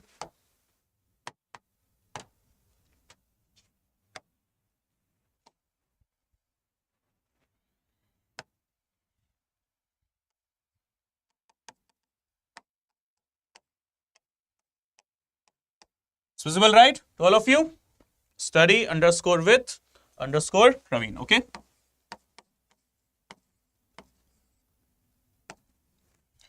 So you can connect here. Okay. So coming to the point now. So the followers of Gautam Buddha. Okay. After Gautam Buddha's Mahaparinibban, that is after his farewell from this earth, okay, his followers, they rehearsed his teachings and then they wrote the books, okay. So the teachings were rehearsed and authenticated at the first council and were divided in 3 Pitakas in 483 BC. Pitakas as in basically 3 books, simple shabdon mein. Okay, simple words, in simple words, 3 books. Okay, 3 Pitakas. Okay, 3 segments, 3 sections, 3 books. Okay, when his teachings got published at the first council, first Buddhist council, okay, there have been 4 of them, and at the first Buddhist council in the year 483, his teachings were published, okay, for the first time. Remember, Buddha in his life, he never wrote any book related to any particular topic of Buddhism, okay, never ever. He taught for 45 years. And in all those 45 years, he gave all of his sermons orally. Okay, and never he wrote. After his demise, okay, after his Mahaparinibban, only his followers in the first Buddhist council in 483 BC, they made the books, they wrote the books. Okay, so there was the Sangha. Okay, the Sangha memorized the teachings. The Sangha, there was a person known as Sangha. Okay, memorized the teachings, and there were group recitations at the festivals and special occasions. So his teachings were written down around 25 BCE. In which language? In Pali language. Okay, so remember guys, Mahaparinibban, after Mahaparinibban, first council happened, and from there the writings of Buddha, they were taken up. Okay, writings from the teachings of Buddha was done. Okay, and specifically the time period of 25 BC. Okay, all of the speeches, sermons and teachings of Buddha, they were written. Okay, and the language used was just one, that is Pali. So remember guys, all the Pitakas, the 3 Pitakas are there. We will discuss them, the Pitakas as well as the sermons, okay, sorry, the councils. But first thing that we need to mention here is all of the Pitakas that are written, all of them, they are written in which language? They are written in Pali language only. People might get confused that it could be Sanskrit or Prakrit or any such type of language. No, it's what? It's the Pali language. Okay, I hope everything is clear. So, next, the 3 Pitakas. When we talk about the 3 Pitakas, okay, so what are the things with regard to Pitakas? The 3 Pitakas, that is the Vinay Pitaka, one of them. Okay, it is what? The Vinay Pitaka. It consists of the rules of conduct and discipline applicable to the monastic life of the monks and the nuns. The other one is what? The Sutta Pitaka. The Sutta Pitaka, it consists of what? The main teachings or the Dhamma of Gautam Buddha. And it is further divided into 5 subsections, that is 5 Nikai, as in Digha Nikai, Majjhima Nikai, Samyutta Nikai, Anguttara Nikai and Khudakka Nikai. Sorry. Okay. So, remember guys, the 3 Pitakas. And one such Pitaka is, okay, the 3 Pitakas.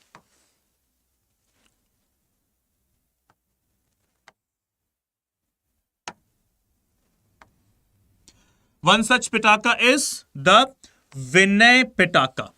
Okay, what is the name? Vinay Pitaka. And where is the Vinay Pitaka's theme? What is the Vinay Pitaka's theme? So it is about the rules of conduct. or basically the disciplines of what? The disciplines in case if you are a monast. Okay, so the disciplines of the monastic life of the monks, of the or the nuns, okay, is where is mentioned in the book that is known as Vinay Pitaka. Okay, the other one, that is the main teachings or the Dhamma of Gautam Buddha. It is mentioned in another book that is known as what? Sutta Pitaka. Okay, Sutta Pitaka. And the Sutta Pitaka is having 5 subsections. And what are these 5 subsections?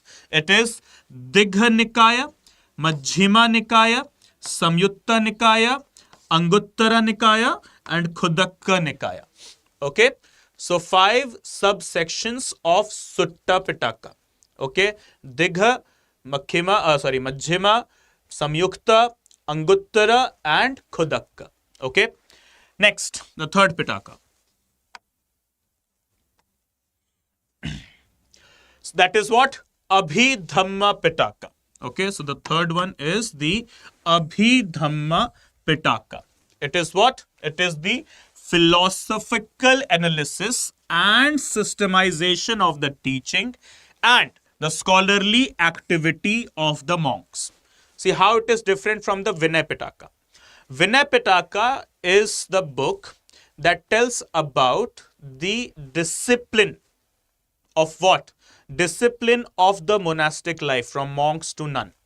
Okay, but comes the other one, that is Abhidhamma Pitaka.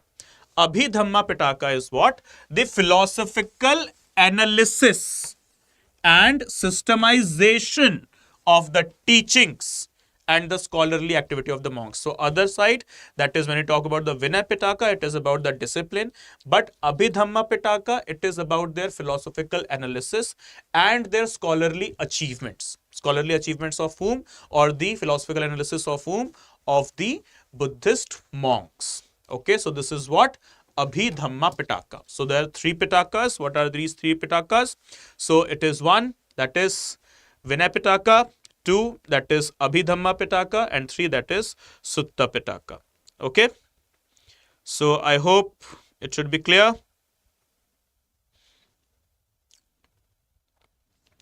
Right? So there are some other Buddhist texts as well which are not parts of Pitaka, but yes, part of Buddhism only. Like for example, we have got the Divyadana, we have got the Dipvamsa, we have got the Mahavamsa, and we have got the Milinth Panha. And yes, one more thing that is to be added, that is what? The life and times of Gautam Buddha. Okay, there is a book, a proper book on which many paintings have been done as well. Okay, so what is the name of the book? Okay, this will be homework for you guys. You have to tell me what will be the name of the book. Okay, name of the book basically that is referring the life and times of Gautam Buddha. Okay, just a second.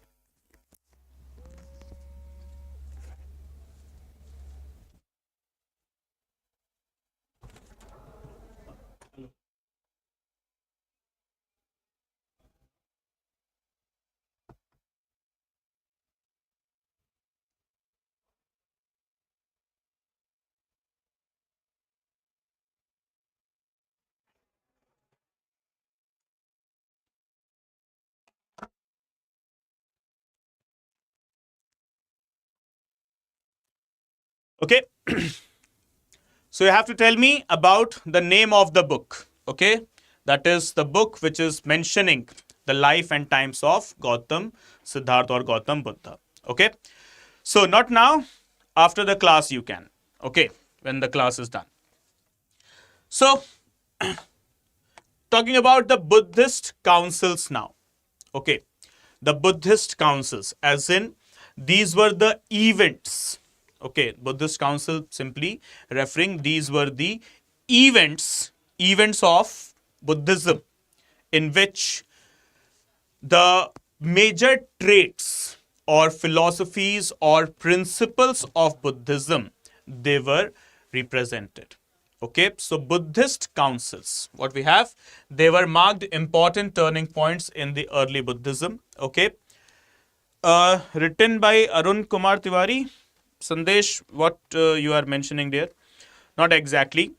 Okay, it could be a fresh book. Okay, any book that you are referring, but I am referring here to a book which is written in quite early stages of human civilization. Okay, so the councils.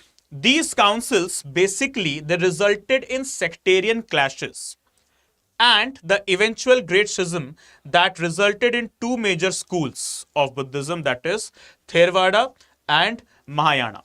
Okay, and out of Theravada and Mahayana, many other sections also they got originated, like for example the Zen Buddhism, the Hinayana Buddhism, okay, or many more like that. Okay, so in total, how many Buddhist councils happened? In total, 4 Buddhist councils were convened. Okay, how many of them? 4 Buddhist councils were convened. Okay, in total. So starting with the first one, okay, that is the first council. It was immediately, that is in the year 483 BC only, that is immediately after Buddha's Mahaparinirvana or Mahaparinirvana. Okay, it was done under the patronage of whom? Under the patronage of King Ajatashatru, and was presided by one of the biggest allies of Buddha, that was Mahakashyap. Okay, so guys, the names are very, very important. Please mark the names very clearly. Okay, the first Buddhist council, what is the time period? 483 BC. Okay, what is the name? 483 BC, right? And it was done under the patronage of whom? It was done under the patronage of King Ajatashatru. And who presided it? Okay, presiding officer who was there. Okay, so it was the very close-eyed of whom? Close-eyed of Gautam Siddhartha, okay, or Lord Buddha. What was the name? Mahakashyapa. Okay, or simply Mahakashyap, okay, who was a monk. So the council was held where? It was held in Sattapani cave at Rajgriha. Okay, simply at Sattapani in Rajgriha.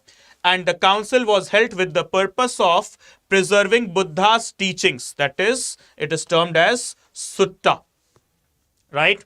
And the rules for disciples. And during this council, the teachings of Buddha were divided into 3 Pitakas. That is, Sutta Pitaka, Vinaya Pitaka, and Abhidhamma Pitaka. Okay, so the first Buddhist council, that is 483 BC, it started what?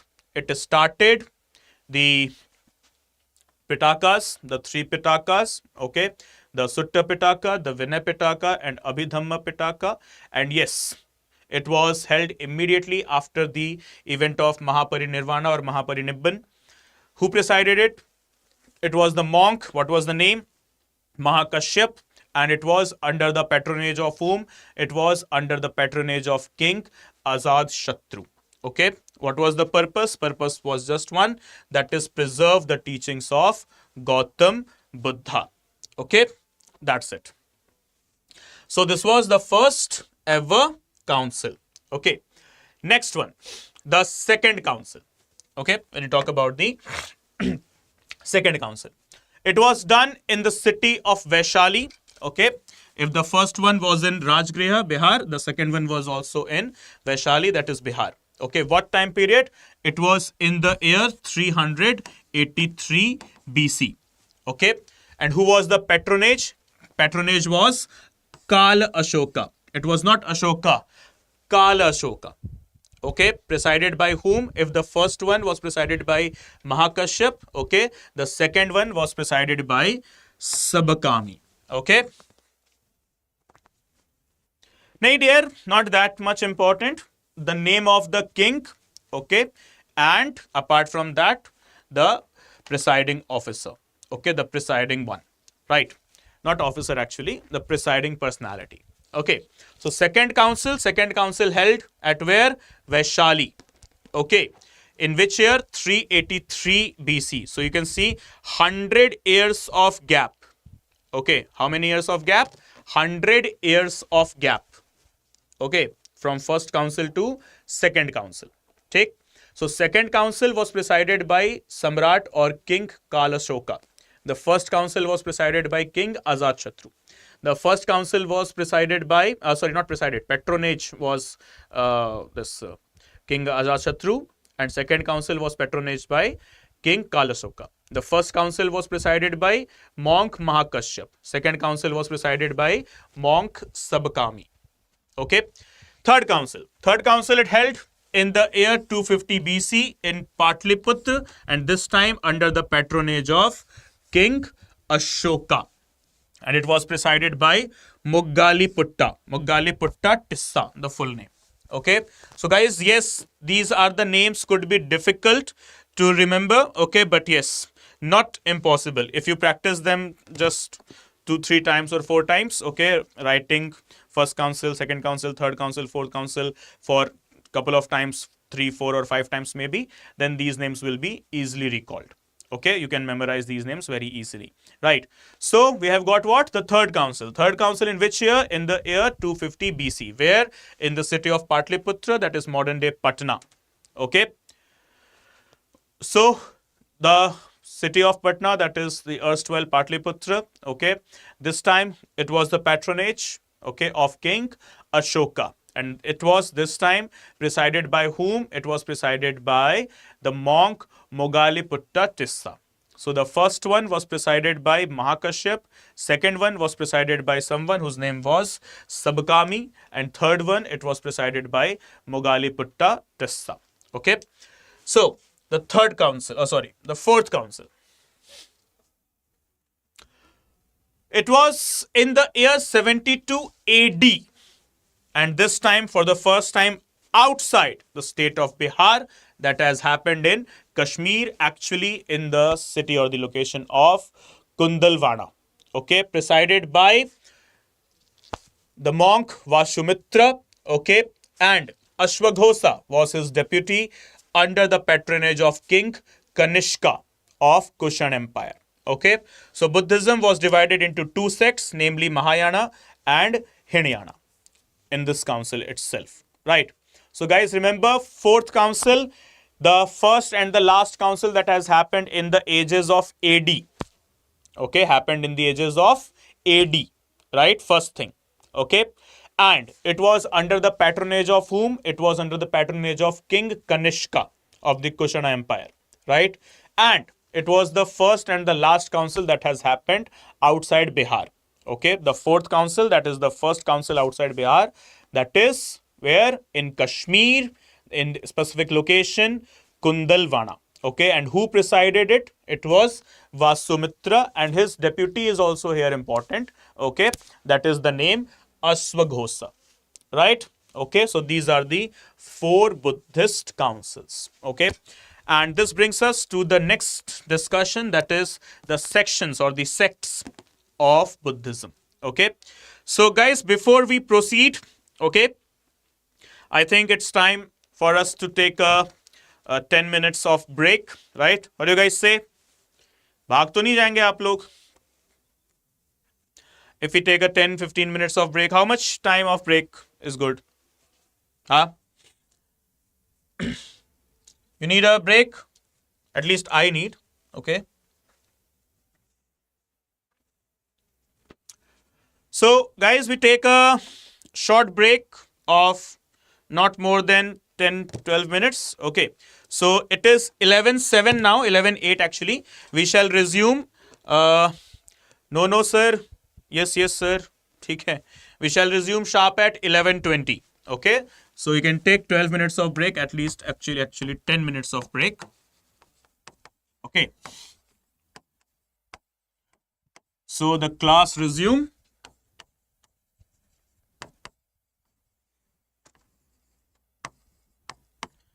11:20 a.m. Okay. So guys, should see you sharp in 10 minutes. Okay.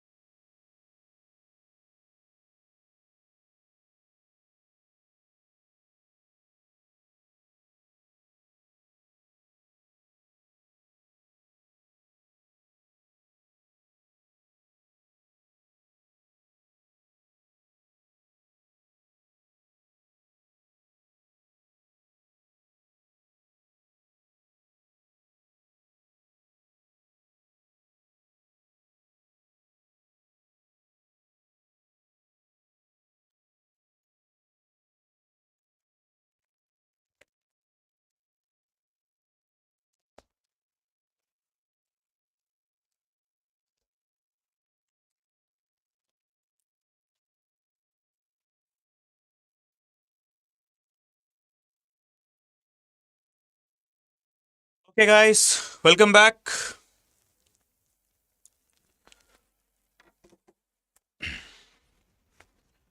So I guess refreshed with the break, right? So let's start the rest of the topics. So the sects of Buddhism, the sections of Buddhism we need to discuss. So the first one, okay, that is Mahayana. Okay, so the major ones, they are two. The major differences there have been, that is two, that is Mahayana, the first one. Okay, so it is one of the major or the main schools of Buddhism, and the term Mahayana, basically, when we say the term Mahayana, where does it mentions? So Mahayana basically means the great vehicle. Okay, it's a Sanskrit word basically, which means great vehicle. Okay, so it is believed, it believes in the heavenliness of Buddha and idol worship of Buddha and bodhisattvas embedding the Buddha nature. Bodhisattvas as in the followers of Buddhism, okay, the great monks, they were termed as what? Bodhisattva. Okay, so it originated in northern India, specifically speaking, it originated in Kashmir and then spread throughout the rest of Central Asia, East Asia, and Southeast Asia, and so on. Okay, so Buddhist schools embedded in China, Korea, Tibet, and Japan. They belong to what? They belong to the Mahayana traditions. Okay, so Buddhism, that is in major East Asian nations, China, Korea, Tibet, and Japan. They follow which section of Buddhism or which sect of Buddhism? It is the Mahayana. Okay, so started in India, where specifically Kashmir, right? What is the meaning of the word Mahayana? It literally means, that is the great vehicle. Mahayana, Maha as in great, Yan as in vehicle. So Mahayana as in great vehicle. This is what the meaning of the word Mahayana. Okay, so when we talk about Hinayana, okay, Hin as in the word hin, once again the Sanskrit word, hin, that is lesser. Okay, so Mahayana, it is greater, Hinayana as in lesser. Okay, so lesser vehicle. Okay, it believes in the original teaching of Buddha or the doctrine of elders. It does not believe in idol worship and tries to attain individual salvation through self-discipline and meditation. Okay, and Theravada is a sect of Hinayana sect. Okay, Theravada is the offshoot or the outcome of what? The Hinayana sect. Okay, so when we talk about the sects, so what we have got? The Mahayana and Hinayana. So Mahayana, that is great vehicle, started in Kashmir, okay, and spread through the rest of the Central Asia, East Asia, and Southeast Asia, okay, including the countries like Japan and China, one of the biggest countries with religion of Buddhism. Okay, next come the Hinayana, that is lesser vehicle. Okay, same Sanskrit word only. The difference between Mahayana and Hinayana: Mahayana believes in idol worship, idol of Buddha only, not any other god or goddess. Okay, so they believe in the, simply speaking, idol speaking of Buddha, whereas Hinayana, it runs on the doctrine of elders and refrains from any sort of idol worship. And through Hinayana, okay, through Hinayana, there we have got another section, an offshoot of Hinayana. Okay, it is what? The Theravada. Okay, so guys, remember Mahayana and Hinayana, and through Hinayana we have got another section, that is what is known as Theravada. Okay, so when we talk about Theravada, what is Theravada Buddhism? So it is the most ancient branch of the Buddhism. Okay, it remains closest to the original teachings of Gautam Buddha. Theravada Buddhism developed in Sri Lanka. Okay, remember Theravada, it developed where? It developed in Sri Lanka and spread through the Southeast Asia, and presently the dominant countries with the Theravada Buddhism. What are they? So they are Cambodia, Laos, Myanmar, Sri Lanka, and Thailand. So as you can see, majority of the countries are from ASEAN. Okay, just one country, that is Sri Lanka, is not part of ASEAN. The others, they are all part of ASEAN, that is Cambodia, Laos, Myanmar, and Thailand. Okay, and these are the countries, those who follow the sect of Buddhism. Which sect of Buddhism? Theravada sect of Buddhism. Theravada sect of Buddhism originated from where? Hinayan. And hence they are the offshoot of the Hinayan. That means they run on the doctrine of elders, and apart from that, yes, do not focusing on the idol worship, neither of the idol of Gautam Buddha, neither the idol of any other god or goddesses. Okay, right? So specifically, it originated where? It originated in the country of Sri Lanka, and yes, it spread its roots towards the other parts, including Cambodia, Thailand, Laos, Myanmar. Okay, so this is what? Theravada. Next comes the Vajrayana.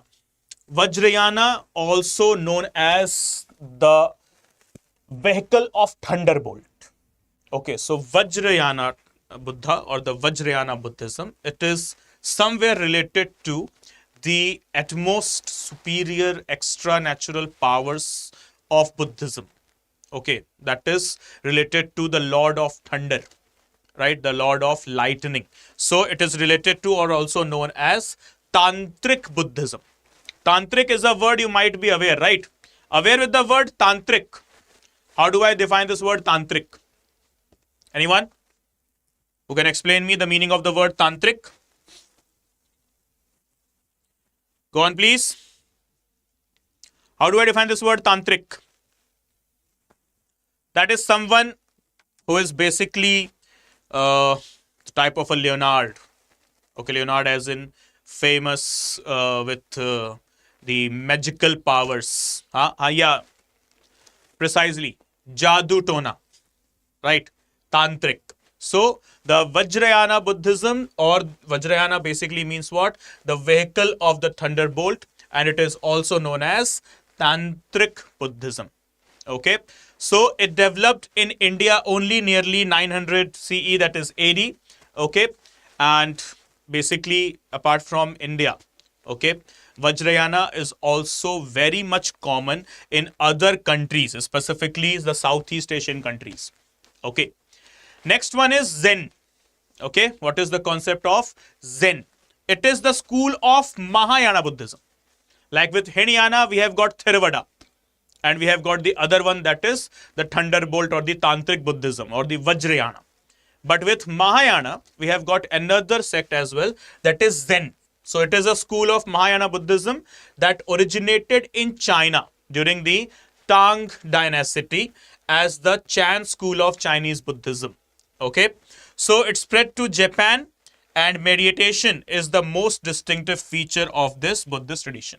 So if Theravada is to Sri Lanka, then Zen is to China. See, Mahayana, Hinayan, they originated in India. Okay?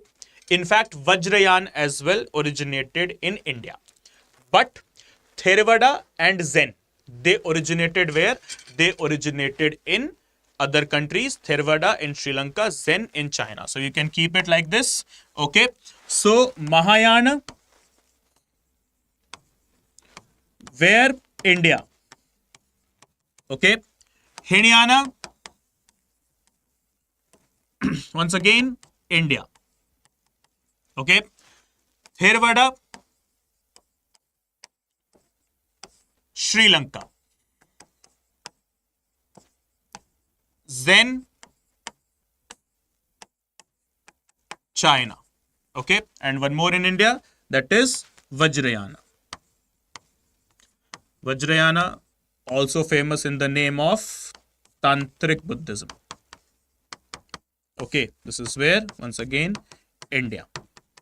Okay, so three of them, that is Mahayana, Hinayana, and the Vajrayana, they originated in India, whereas the two of them, that is Theravada in Sri Lanka and Zen in China, that is outside India. Okay, so next, we have got the another wonderful religion to be discussed. And what's the name? The name is Jainism. Okay. See, just like we had Buddhism, from the Four Noble Truths, that is Arya Sachchani, to Eightfold Paths, that is Athanga Magga, right?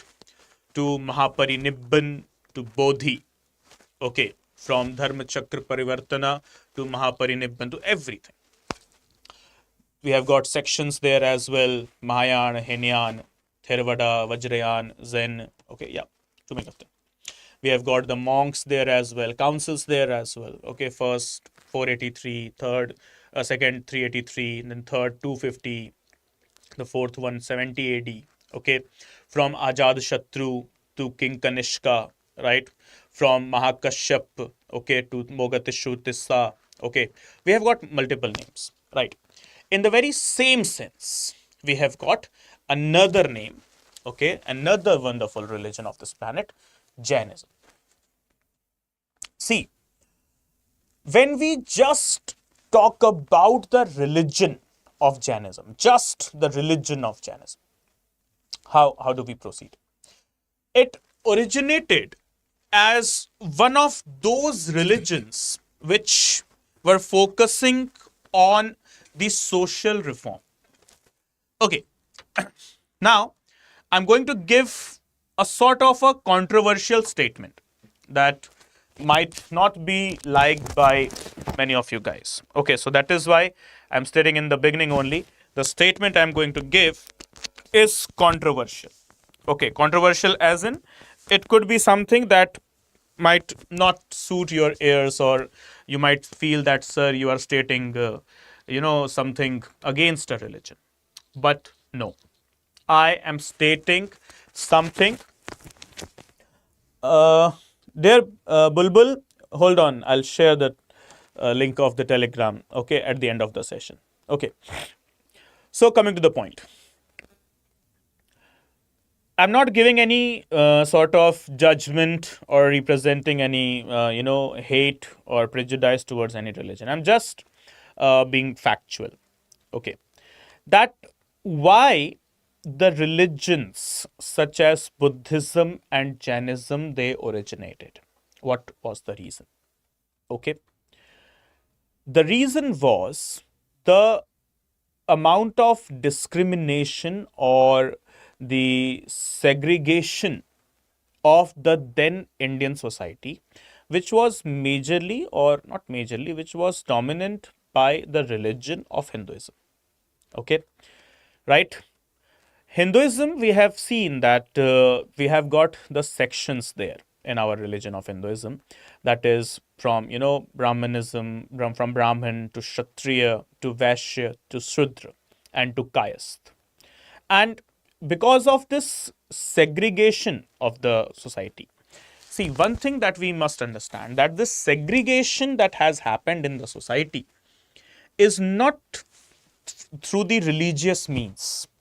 The segregation was done through the social means only, and specifically by some people, those who wanted to represent their dominance in the society, to have a hold or the strong hold in the society.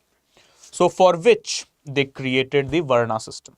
Though yes, Varna system is also mentioned in the religious texts, but this Varna system was basically focusing, okay, or the theme of the Varna system was on the grounds of profession, not on the grounds of the family, that is by birth. It was not hereditary. Let's say if I'm born in a Brahmin family, okay, my parents are Brahmin, but I have indulged in the profession of defense forces. Basically, I have joined the defense forces, right? So now I'm Kshatriya.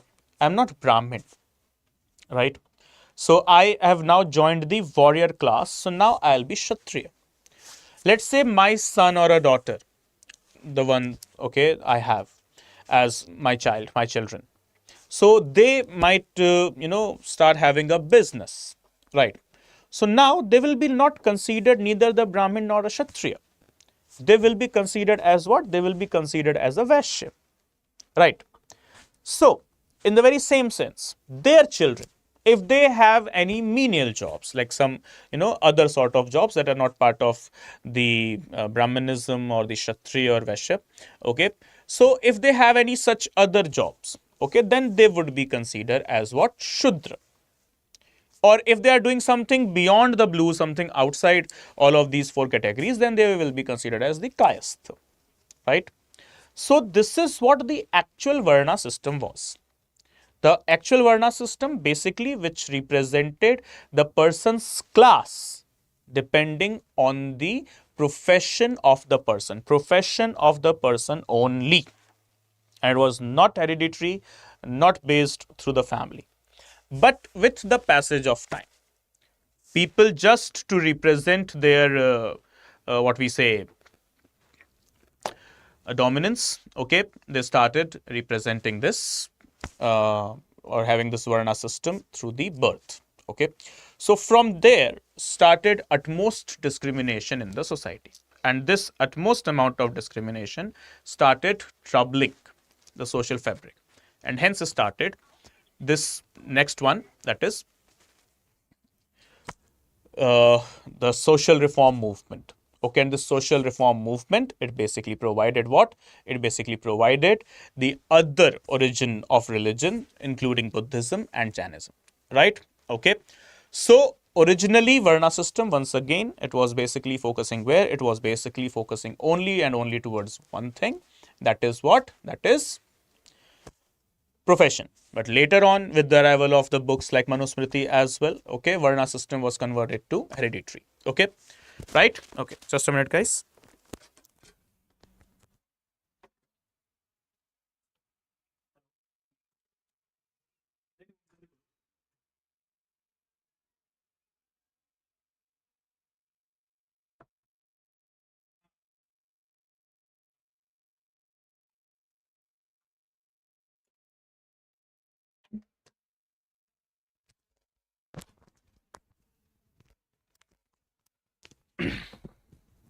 Right? Okay. So one such reformist, one such outcome of the reform movement was Jainism, the religion of Jainism. So here we go. Jainism came to prominence in the 6th century BC when Lord Mahavira propagated the religion. And yes, there were 24 great teachers, and the last of whom was Lord Mahavir. Okay, and these 24 teachers, they were called as what? They were called as Tirthankaras. Okay, basically the teachers, they were considered what? They were considered Tirthankar. Okay, basically people who had attained all knowledge, that is moksha, while living and preaching it to the people as well. And the first Tirthankar was Rishabhnath. Okay, the first one was Rishabhnath, and the last one was Lord Mahavira. Okay, so here we go. The word Jain is derived from the word Jina or Jaina, which means the conqueror.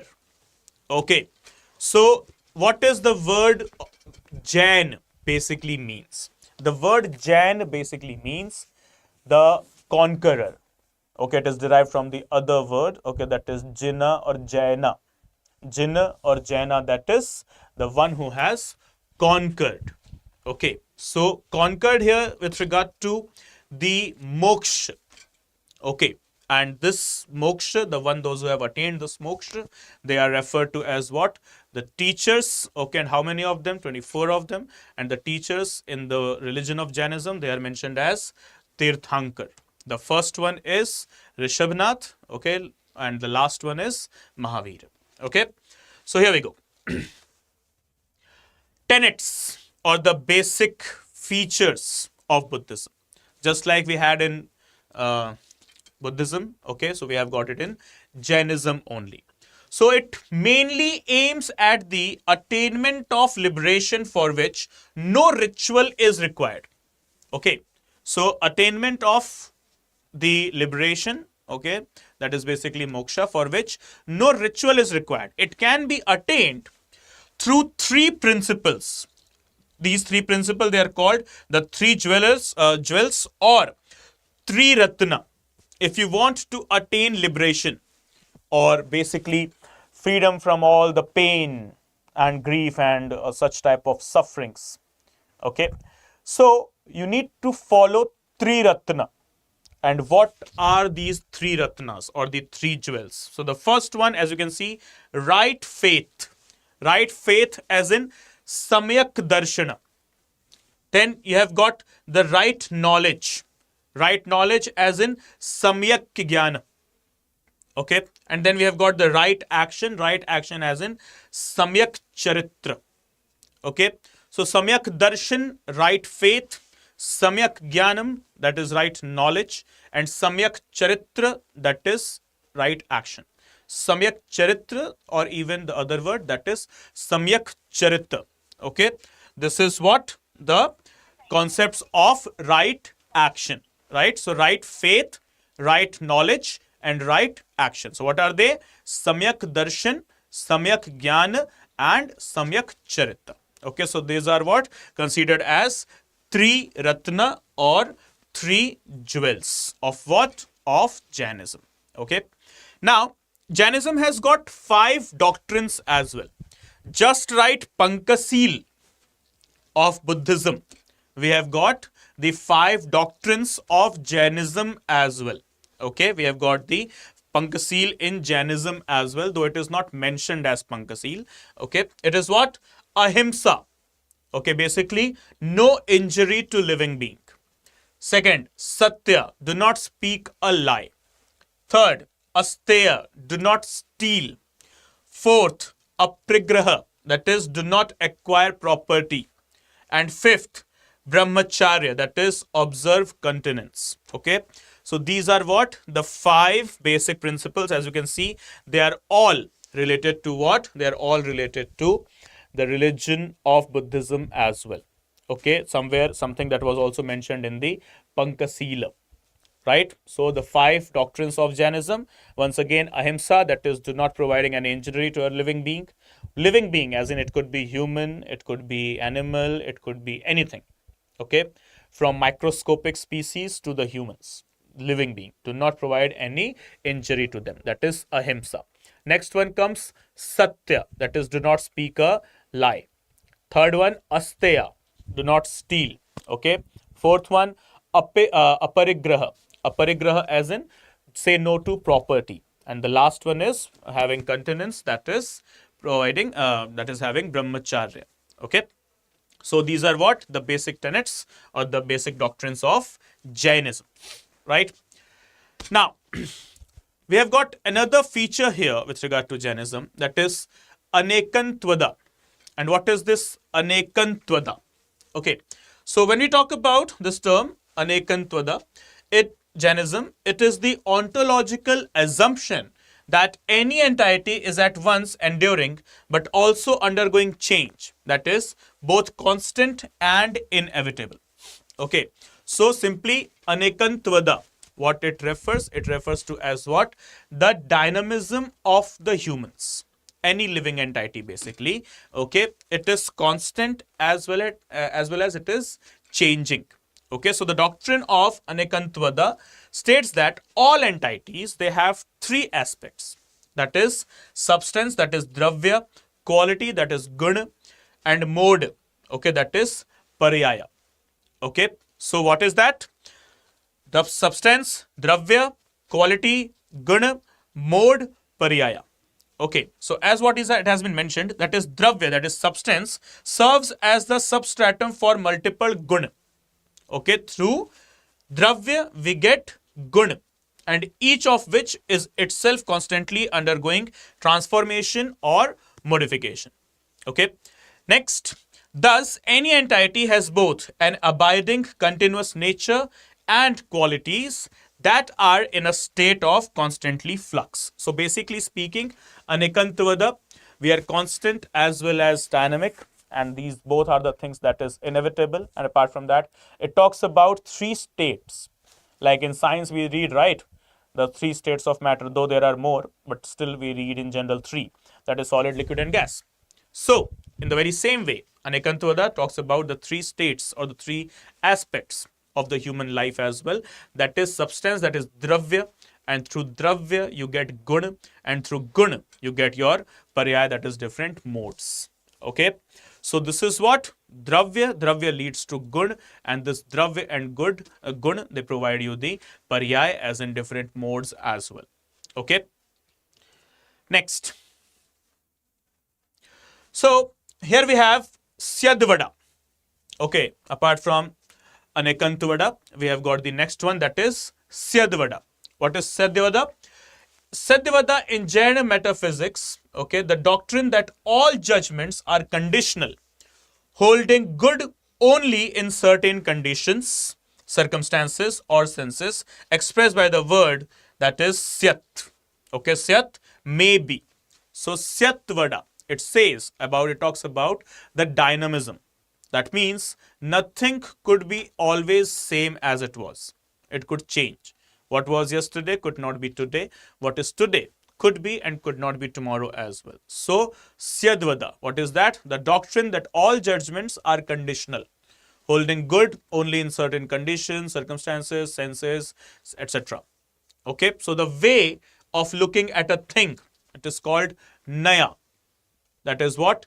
Infinite in number. So, like for example, Article 21 of our Indian Constitution, we have got right to life and personal liberty. And when it comes to the definition of life or right to life, what's the definition of life for me could not be for you. What's the definition of life is for you could be for me, could not be for me as well, vice versa, right? So everyone's perception on life, happiness, etc. changes, right? Everyone's perception on life, happiness, etc. it changes. So in the very same sense, the term Naya is here. Okay, what it says that the perceptions or the way of looking is infinite, is in number. That is, it changes from person to person. Generally, what we have that there are 8 billion people living on this planet.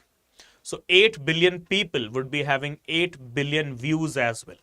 So that is why it is what? Naya, that is infinite in number. So Syadvada literally means the method of examining different probabilities.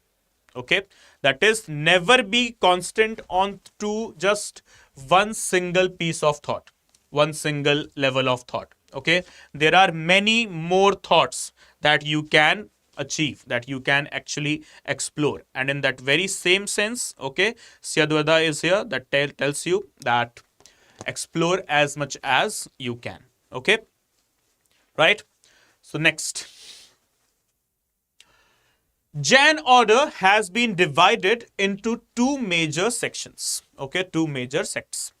What are they?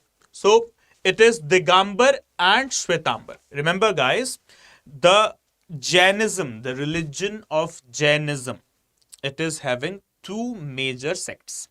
What are these two major sects? These are Digambar and the other one is Shwetambar. Okay, the division actually occurred due to a famine in which, okay, currently mainly occurred mainly due to a famine in Magadh, which compelled a group led by Bhadrabahu, a very famous Jain monk, okay, to move towards the southern part.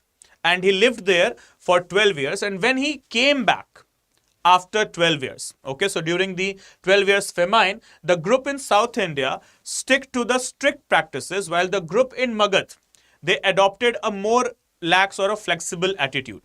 Okay, and they started wearing white cloths. Okay, so after the famine, when the southern group led by Bhadrabahu, they came back to Magadh, okay, the changed practice led to the division of Jainism into two different sects. And what are they? The Digambar and the Shwetambar. Okay, so guys, what happened? Okay, in Magadh, famine happened. Okay, famine that led to some catastrophic events, that is shortage of water, shortage of food, okay, and so on. And because of which, okay, a group, a section of this Jain monks, okay, they started or they moved actually towards the southern part of the country, and they lived there for almost 12 years. Okay, so Bhadrabahu was the one who led them to south, And when they came back after the famine ended, that is 12 years later. So Bhadrabahu and his followers, they were actually following the actual traits, actual principles of Jainism only, but actually because people, they were now inside Magad with very much different and unavoidable circumstances. So in order to survive, they just opted the concept of Syadvada. Okay, that is, they changed their opinion and they had a very different or a flexible way of living now, right? But for which Bhadrabahu was reluctant. No, you guys are, now a bit different from what we had earlier. So the two sections, they emerged. Okay, what was that? Digambar and Shwetambar, right? So firstly, when we talk about Digambar, okay, so specifically Digambar, right? So Digambar monks. So Digambar, monks of this sect believe in complete nudity. Okay, they do not wear anything. Okay, male monks do not wear clothes, while female monks wear unstitched plain white saris. Okay, now they follow five. Okay, they follow what? The five vows. Five vows as in, once again, the very five principles. Satya, Ahimsa, Asteya, Aparigraha and Brahmacharya. Okay. And then they believe women cannot achieve liberation. They have a bit orthodox vision towards women. Okay. And they cannot achieve liberation. Bhadrabahu was an exponent of this sect, that is Digambar. Next, major subsects were also there, okay, of this particular sect, that is Digambar. Okay, subsections were also there. What are these subsections? Mool Sangha, Bisapanth, Terapanth and Tarpanth, or also known as Samayapanth. Okay, so Digambar led by Bhadrabahu. Okay, they do not wear literally any clothes. Okay, they believe in complete nudity, whereas the female monks, they wear unstitched, plain, no design, no borders, nothing, unstitched, plain white saris only. Okay, and they follow all of the five traits of Jainism, that is starting from Satya to Ahimsa to Asteya to Aparigraha, and apart from that, the Brahmacharya. And yes, they have a very distinct this principle as well, and a particular opinion that they have, that is women, they cannot achieve liberation. Okay, and Bhadrabahu was the main name, and major subsections have been created, actually basically four subsections, as in Mool Sangha, okay, Bispantha, Terapantha, Tarapantha, or also known as Samayapantha. Okay, right. Move to the southern side, yes. Yeah, during the time period, okay, Chandragupta and so on. Next comes the Shwetambar. Okay, these monks, whether male or female, okay, they wear white clothes, unstitched white clothes. Okay, Digambar they don't, Shwetambar they do. Okay, they follow the four principles out of five, that is, they are following everything that is Satya, Ahimsa, Aparigraha, Asteya, but not the one that is Brahmacharya. Okay, and yes, they believe women can achieve liberation, so they are a bit liberal here. And last one here, what we can see, Sthulbhadra was an exponent of this particular sect. So Bhanubhadra, okay, was the exponent of Digambar, and Sthulbhadra was the exponent of Shwetambar. The difference is, Digambars, they do not wear any clothes, specifically male, whereas the females, they do wear unstitched, plain white sari only. Shwetambar, they do wear, okay, male or female, white unstitched clothes only. Digambar, they follow all the five principles, okay, from Ahimsa to Asteya to Aparigraha, okay, to Brahmacharya, but the Shwetambar, they follow only four, they do not follow Brahmacharya. Okay, Digambar, they believe women cannot achieve liberation. Shwetambar, they believe, yes, women can achieve liberation. Okay, Digambar, it was led by Bhanubhadra, okay, whereas Shwetambar, it was led by Sthulabhadra. Okay, so this is what the basic difference between Digambar and Shwetambar.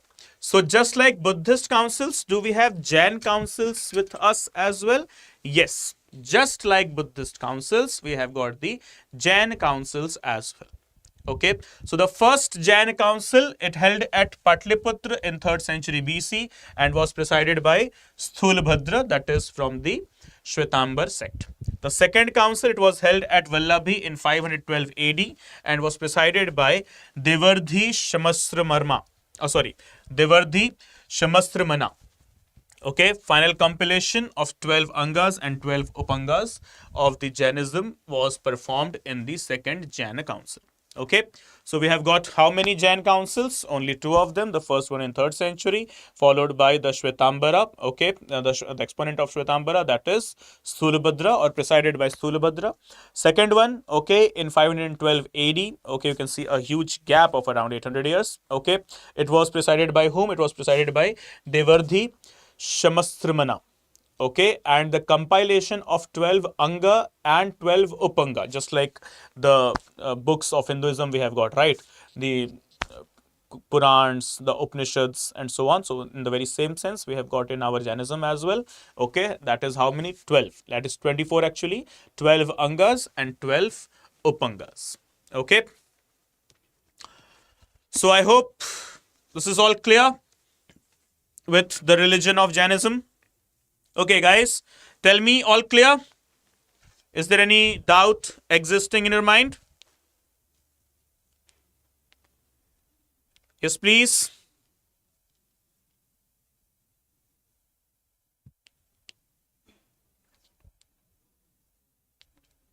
Quickly. No? So we can move ahead. Yes or no? Fine. So this brings us to the very next chapter. Okay, and what is that very next chapter? It is about, yeah, Arun, Digambar is bit orthodox as compared to Shwetambar. Okay, as with regard to, you can see the liberation of women. Digambar, they are having a set of thought that is, no, women cannot achieve liberation. Okay, whereas Shwetambar, they do believe that yes, why not, women cannot achieve liberation? They can achieve liberation. Okay, yeah, so Digambar a bit orthodox, Shwetambar not that. Okay,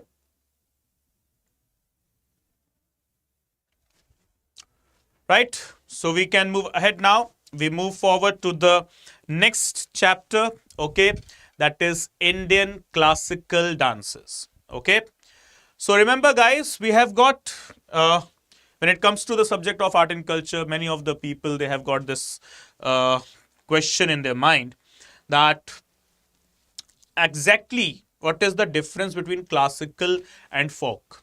Okay, so let's discuss firstly the difference between classical and folk. Okay, how do I define the difference?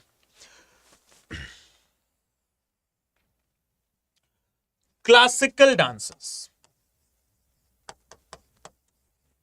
on the one side and folk dances on the other side, right? See, whenever we encounter this term classical, it means it is actually quite historical, right? First thing.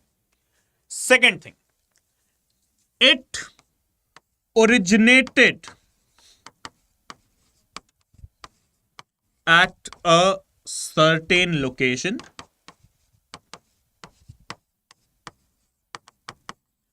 but it is not boundaried or it is literally not boundaried or centered to any region or community, right? So this is how I define the word classical. Okay, classical basically what? It is historical, but it originated in a certain location and it is also not boundaried to that location. Okay, it is expanded. It is not having any capping or a fixed territory. Whereas the folk one, it could be historical or maybe not historical. Okay, It could be historical or maybe not, right? And it is, okay, literally boundaried to a specific location or maybe a community. See, the difference is clear. Classical could be coming from any particular location, but that doesn't mean it is performed in that location only. Okay? Whereas folk, it is related to a particular region or maybe a particular community as well. This is what the basic difference is, right? Okay, so they both are historical, no doubt in that, okay, but the basic difference is here. So when we talk about classical dances of our country, okay, what are the classical dances we have? So 8 classical dances we have in our country. And what are they? They are Bharatanatyam, Kathak, Kathakali, Kuchipudi, Manipuri, Odissi, Satarya and Mohiniyattam. Okay. So guys, how many classical dances we have? We have got 8 classical dances. What are these 8 classical dances? Bharatanatyam, Kathak, Kathakali, Kuchipudi, Manipuri, Mohiniyattam, Odissi and Satarya. Okay. So these are the 8 classical dances. And when it comes to folk dances, we have got a number of them. Okay, around more than 40, 50 plus of the folk dances are there in India. Okay, but classical dances, there are how many? Just 8. Okay, so starting with the features, okay, of the classical dances. The Natya Shastra, written by a very famous Indian art and culture specialist, Bharat Muni, is the most prominent source of the Indian aesthetics for establishing the characteristics of the dances. And one thing that I must add here, not just the dance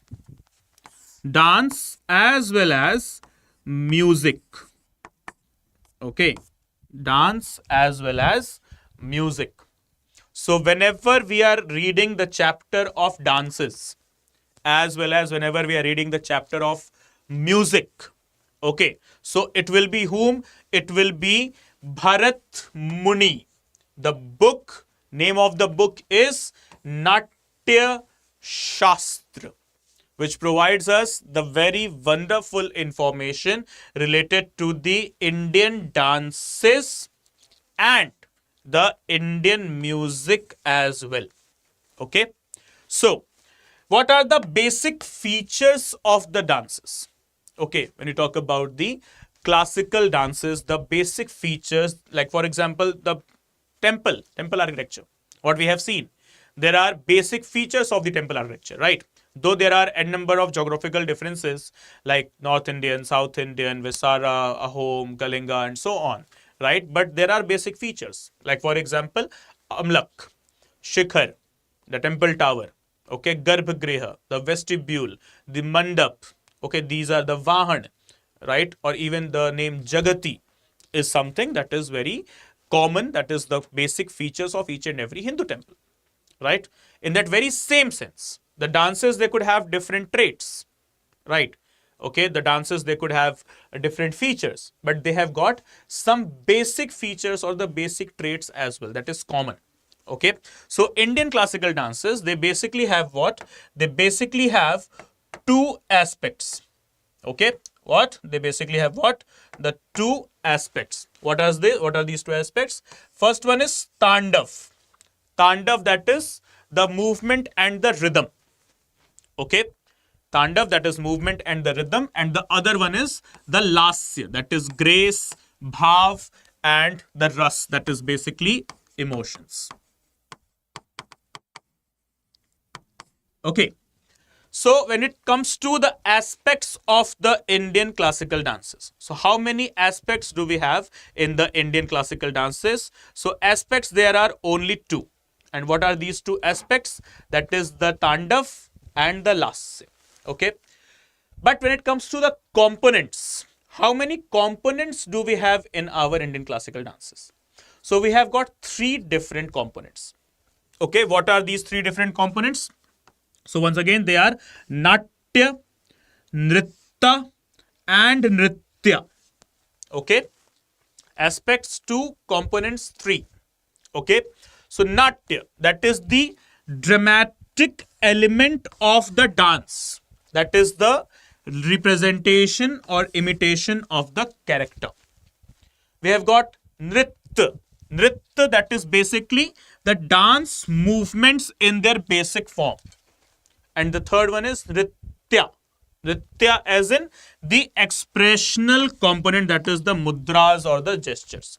So talking about the differences here, understand the differences clearly. Okay. So when you talk about how many aspects do we have in the dances? So we have got the aspects as in 2. What are these two aspects? Lasya and Tandav. Tandav basically refers to the body movement. Okay. Sorry. Okay, so Tandav basically refers to the what? To the body movement. Okay. I don't think so there is another wave of COVID coming back, thankfully. Okay.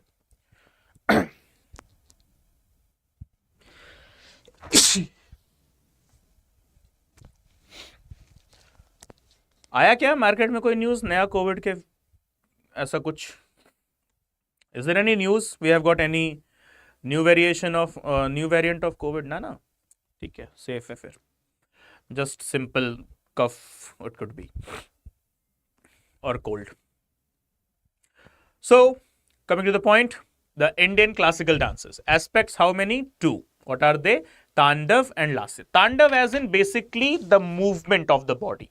Okay, like you are going ahead with the movement, this one. Okay. The other one is the Lasya, that is representation of the emotion. That I am dancing like mere bhai ki shaadi hai. I am dancing in a very good mood. Right. Okay. Wow. Nice.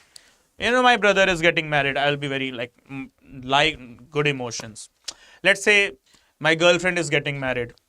Obviously not to me in case. Then obviously there I am also dancing. But dancing not in good mood. Right. There I would be a bit, in poignance or some grief, right? So that is what emotions. Okay. So what are the components of the dance? When I'm dancing, okay, apart from Tandav and the Lasya. हाँ, तारीफ आया है sir, नया तो अरे बाप रे. चलो देखते हैं. वैक्सीन तो लगवा लिया है, ऐसे देखते हैं. ठीक है. So coming here, the three components of the dance. What are they? Natya. Natya as in natak. Natya or natak as in the dramatical representation.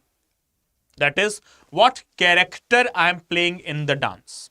Okay, so I'll represent my natya, that is character. Okay, next one is nritta. Nritta as in proper the dance movement. Okay, that is representing the Tandav aspect. And the next one and the last one is what? Nritya. Nritya, what is that? Nritya as in my face expression, my hand gestures. Okay, like for example, if there is any song I am dancing on, so I would be portraying a character. That is my natya. Then I would be doing a type of a dance. I could be doing salsa. Okay, I could be even doing the, this break dance or the freelance dance, whatsoever. So that body movement, that is nritta.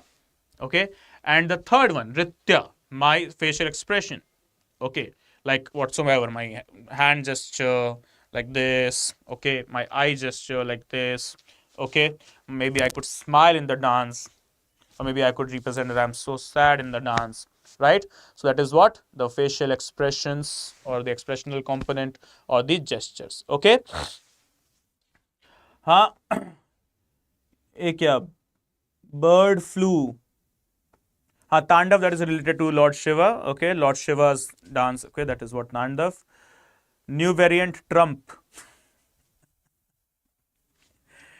Trump will be not the one who will be spreading this virus. He would be spreading war. Okay, war led with virus of nuclear, right? So that Trump variant is more dangerous than COVID or any other virus outbreak, right? Okay, guys. So Natya, Nritta, and Nritya. These are the three components of the dances, and the aspects. How are they? How many of them? So we have got three aspects, that is Tandav and Lasya. Okay. Next. There are 9 ras. Okay. Each and every dance, it is having how many? 9 ras. Okay. 9, when you talk about the word ras, okay, when we simply talk about the word ras. So what do I mean with the word ras? Ras is basically, once again, emotion. Okay. And how many ras or how many emotions they are represented in ras? Okay. So there are, in dance, according to Natya Shastra written by Bharat Muni. So there are 9. Love, heroism, pathos, humor, anger, fear, disgust, wonder, and peace. Okay. So the 9 ras. Okay. See, I have with my understanding, okay, I can represent it. Okay. The first one is love. When you fall in love, madly in love, what you try to do? You try to represent heroism in front of your love. Are, I am very brave. What is there? Huh? When you try to represent, in front of your love, okay, whomsoever you are loving. So you represent, I'm very smart, I'm very intelligent, I'm hero, right? And then you also show some pathos, that is, that karuna thing, that sympathy thing towards people, that you are very nice, kind-hearted. And in order to impress, you also try to make other people laugh with your humor, right? And then comes the next stage. Now you are in anger as well. इतना attempt दे रहा हूँ यार, कोई मानने की तैयारी नहीं है, right? अब तो मान जाओ, right? Now I'm trying my best. I've shown my love, I've shown my heroism, my pathos, okay, my humor. Now it is not even providing you the result. Now you're in anger. Apart from anger, you are also in fear, right? You might lose. And now there you are in disgust. Yeah, share. What is this? Sab moh maya hai. Now you are at this point, na? कि प्यार मोहब्बत धोखा है, पढ़ लो बेटा मौका है. All this love shove thing is all nonsense. Okay, you must focus on your career. So there you are disgusted, and then you feel wonder as well. What the hell I was doing? You wonder yourself. ना अरे क्या पागल आदमी था रे मैं, क्या किसके पीछे पड़ा था, ऐसा wonder, right? And then at last you are at peace. अपन इन सारी जो है चीजों से ना ऊपर उठ चुके हैं. अपने को ऐसा कुछ है ना, I need no partner, I need no girlfriend, boyfriend, something like that. Now I am at peace, right? So here comes the 9 ras, the 9 emotions. Okay, starting from love, and whenever you are in love, you show heroism. Whenever you show heroism, you also show sympathy towards the people, that is pathos. When you are showing sympathy, then you also try to make other people laugh so that people can get impressed, that is humor. So after all of these attempts, when you are not getting the proper success there, then you are in anger. Then apart from anger, it also incites fear in your mind, that agar ye nahi hua to fir kaise hoga, right? So apart from fear, then you are there into that disgust thing as well. Chhado jane do, jo hoga dekha jayega, let it be, we'll see whatever happens. And then you wonder what the hell I was doing. And then at last, when you are done, you are at peace. Leave it, right? So this is what the 9 ras they are. 9 ras related to the concept of emotions. Emotions that are represented in where? Represented in the dance. Okay. So the first such type of dance what we have is Bharatnatyam. Okay, the first and the dance, the type of a dance which has represented the historical elements at its best. That is what? Bharatnatyam. So here we go. The book, the most famous book with regard to the dance of Bharatnatyam.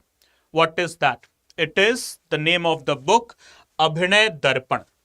Okay, so guys, please, I guess you are making the notes. Okay, and while you are making the notes, be very specific. Okay, so what we have got? Abhinay Darpan. Who wrote the book? It was none other than the very famous name of the time, Nandikeshwara. Okay, it is one of the major sources or the main sources of the textual material for the study of the technique and grammar of the body movement in Bharatnatyam dance.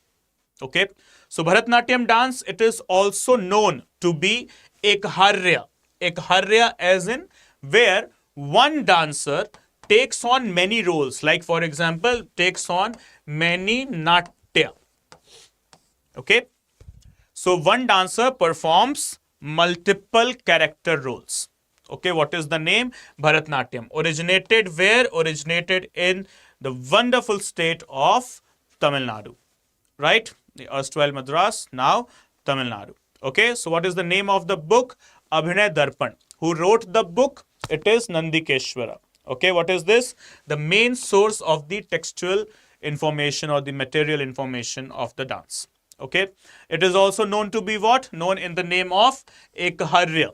Ekharya as in one dancer performs multiple roles in a single performance. Okay, so the main strike of this dance, the highlight of the dance of Bharatnatyam is it is accompanied by an orchestra. It is not performed on a music system or DJ, VJ like that. No, nothing like that. Okay, a live orchestra is performed. Okay, and on the music of the orchestra, we have got the performance of the Bharatnatyam. Right? So, how many people are there? Principal performers in the orchestra. So, we have got a vocalist there. Okay, vocalist, basically the one who is singing. Okay, so we have got a mridangam player. Mridangam as in it looks like a dholak, double side dholak. Okay, then we have got a violinist, the one who is playing the violin, or basically we call it as veena, the veena player. Then we have got a flautist, the one who is playing the flute, and we have got the one who is playing the cymbal.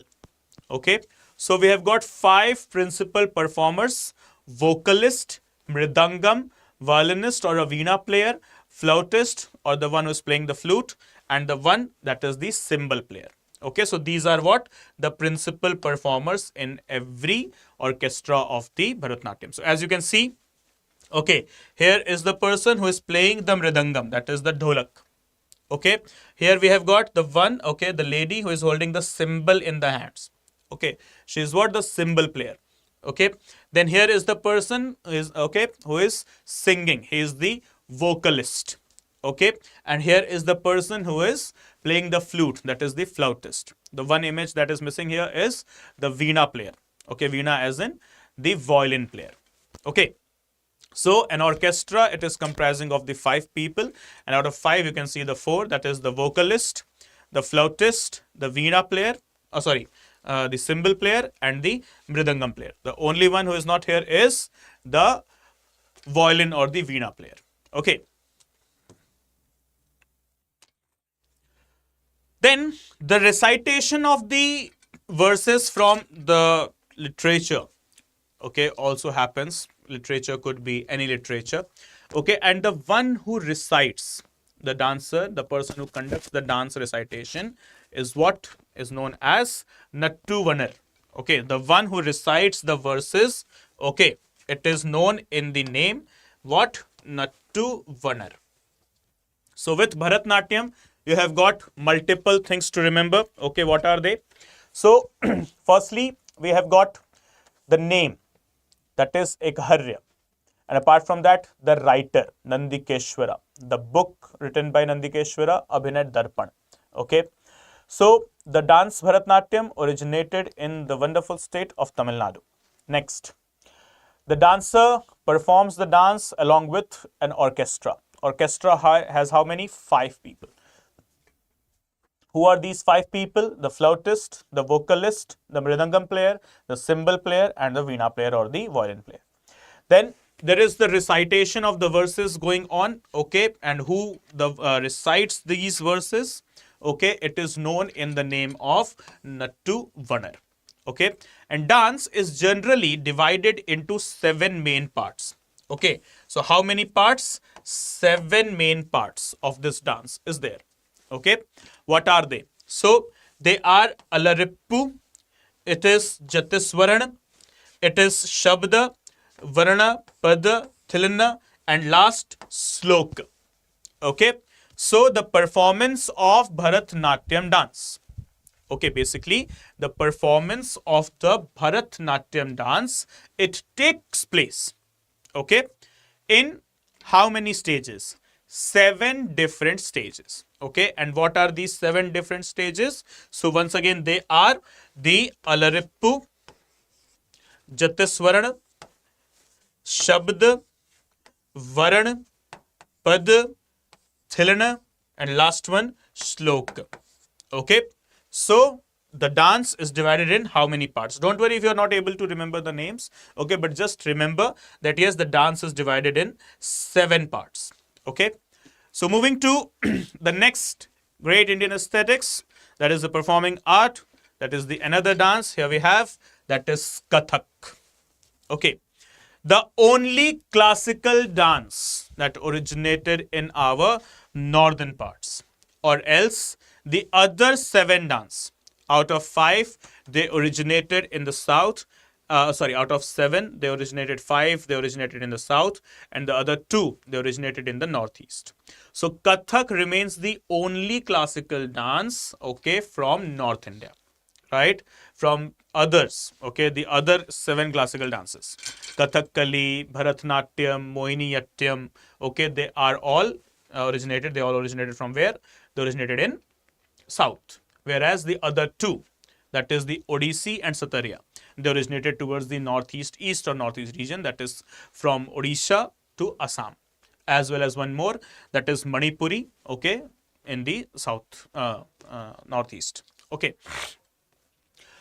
So, Kathak, as stated, North Indian classical dance. Okay. So, what we can see, the word Kathak has been derived from the word Katha, which means story.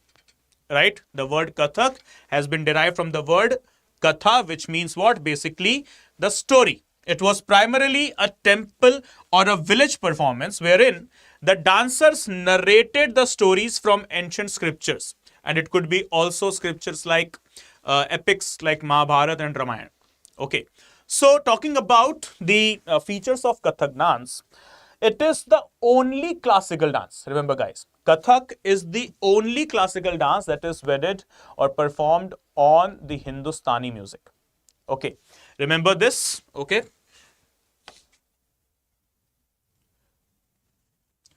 Just like temples, North Indian, South Indian, we have got the different music in India as well. So music from North India, okay, the North Indian music, it is known as Hindustani music. Okay, but when it comes to the music of our South Indian music, we call it as Carnatic music. All the 7 dances out of 8, okay, they are performed on Carnatic music. But just one dance is there, that is Kathak. Kathak is the dance that is performed on Hindustani music. Okay. All of the other dances, they are based on the traits of Carnatic music. Whereas Kathak, it is the only classical dance that is based on the Hindustani music. And you know what? Kathak was one of the most important sources of entertainment of the Mughals. Mughals, they do love to watch the Kathak dance performance. Though, yes, it was performed on the epics like Mahabharata and Ramayana, but still, Mughals, they loved this Kathak dance. Okay, so it was one of the major highlights of their court, right? The Mughaliya court, right? So as what we can see here, okay, the next big thing, the legends of Radha Krishna, okay, of Lord Krishna and Radha, they were enacted in the folk plays called Ras, okay, or the Ras Leela actually, which combined the folk dance with the basic gestures of the Kathak storytellers. So apart from the epics of Mahabharata and Ramayana, okay, the Ras Leela, okay, was also represented in the Kathak dance. Okay, so under the Mughal emperors and their nobles, Kathak was performed in the court. And yes, usually a solo performance. Dancer often pauses to recite verses, followed by the execution. Then the focus is more on the footwork. The movements are skillfully controlled and performed straight-legged by the dancers wearing the ankle bells, ghungru. Okay, so what do the dancers they do wear? May it be the male or female whatsoever. Okay, the dancers they do wear ghungru. Okay, and they do perform the dance, that is the ankle bells. Okay, and yes, once again, Kathak is the only form of classical dance wedded to what? Hindustani or the North Indian music. All the others, okay, from Satariya to Manipuri to Odissi to Mohiniyattam, okay, to Kathakali to Bharatnatyam. Okay, they are all performed where? All with the Carnatic music. Now you might be thinking, okay, Bharatnatyam is fine, Kathakali is fine, Mohiniyattam is fine, Kuchipudi is fine. But the dance that have been performed in Northeast, that is Manipuri, Satariya and Odissi, how are they being played over the or performed over the Carnatic music? So the point is not exactly the Carnatic music, but yes, the music that they follow in the dance, in the Satariya, Odissi and Manipuri, it is somewhere related to the facets of Carnatic music only, right? So that is why it is stated that Kathak is the only dance that is performed over the Hindustani music, right? Okay. So here we go. The next one. The one of the most performed dances into the world stage. World stage when it comes to the performing arts. Okay, it is Kathakali, right? So talking about the Kathakali dance, what are the features? So it is firstly the blend of dance, music and acting. So simply all the three aspects, okay, sorry, components of the dance, that is from Natya to Nritta to Nritya, they are given equal amount of focus. Okay, heavy makeup, okay, stunning costumes, elaborate masks, huge skirts and big head dresses, they are used, as you can see. Okay, the features and the Kathakali dance. Okay, heavy makeup, big masks, big this crown, okay, heavy jewelry, big skirts. Okay, so as you can see, if you can see, I don't know whether you can or not, the fingers, they are having, each and every fingers, they are having big wonderful rings. Ornamentation is given very prior focus, right? Though the other hand just one ring, but this ring here, this hand here, you can see 1, 2, 3, 4 rings here. Okay, then we talk about the bracelets. So you can see the bracelets. Okay, the shoulders, they are also ornamented, and yes, the necklace, they are also present. Okay, and you can see the makeup, a distinct style of makeup.